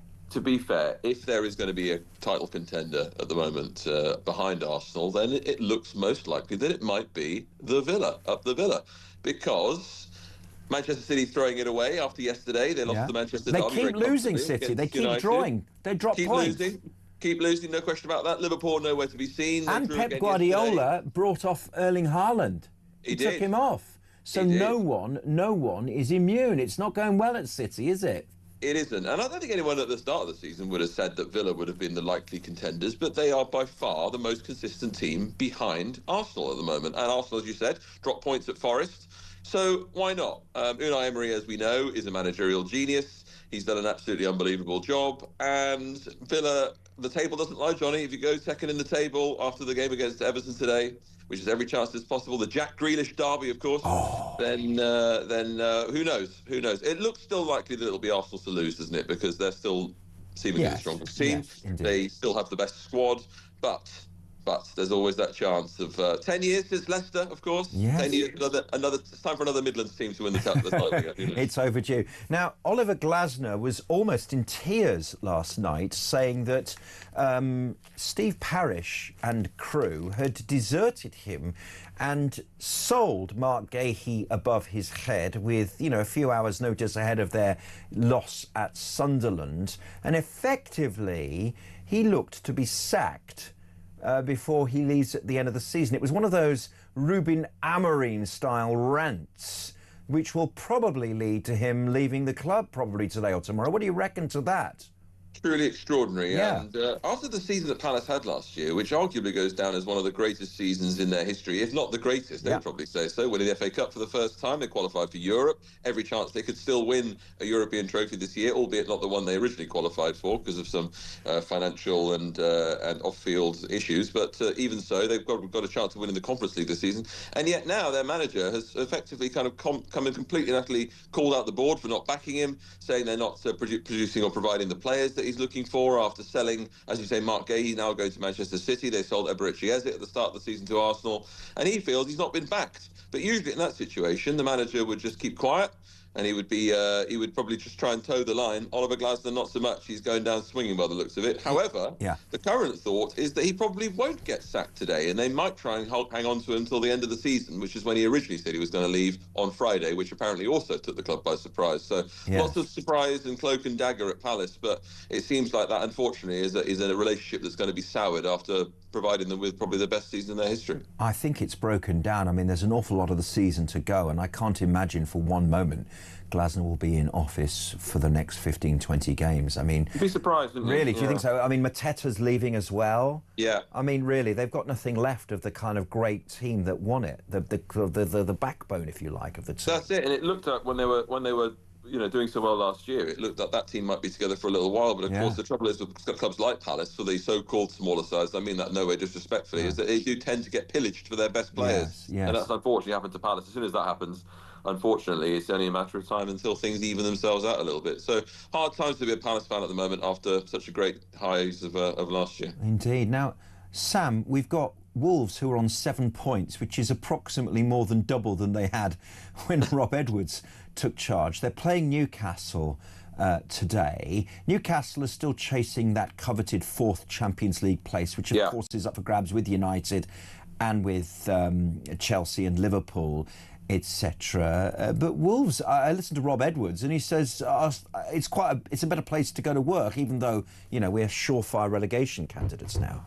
It's really interesting because when he went there, everyone sort of thought, what on earth is he doing? He's sort of shuffling the deck chairs on the Titanic with going over there to Wolves, a job that he had at Middlesbrough where they look like they might be destined for promotion. And they're going to be, aren't they? Yeah. Yeah, absolutely. It looks like it. And again, they're flying high at the second in the Championship. So it's a curious one that he's come over to a team that basically couldn't win. But I have to say, he's actually done a really good job. They're looking very difficult to beat now. They're much more competitive. They finally won a game. And yes, they might go down. But I think what he he is doing is trying to set them up for a platform for when they do get relegated, which still seems inevitable, despite the fact that he's made them a bit more solid and winning the odd game. Yeah. I think I think for next season it doesn't look quite as bleak now for Wolves fans. Although there is still some talk they might lose Jorgen Strand Larsen, who's their main striker. Which, if that happens in this window, then even their remote outside chances seem to be going by the wayside, unfortunately. But I think Newcastle would be favourites today because of that, as you say, that chance of them being among the Champions League contenders. You'd give them they're in business, aren't the they? favourites tag today. Yeah, for sure. Now, Michael Carrick was brought in as Manchester United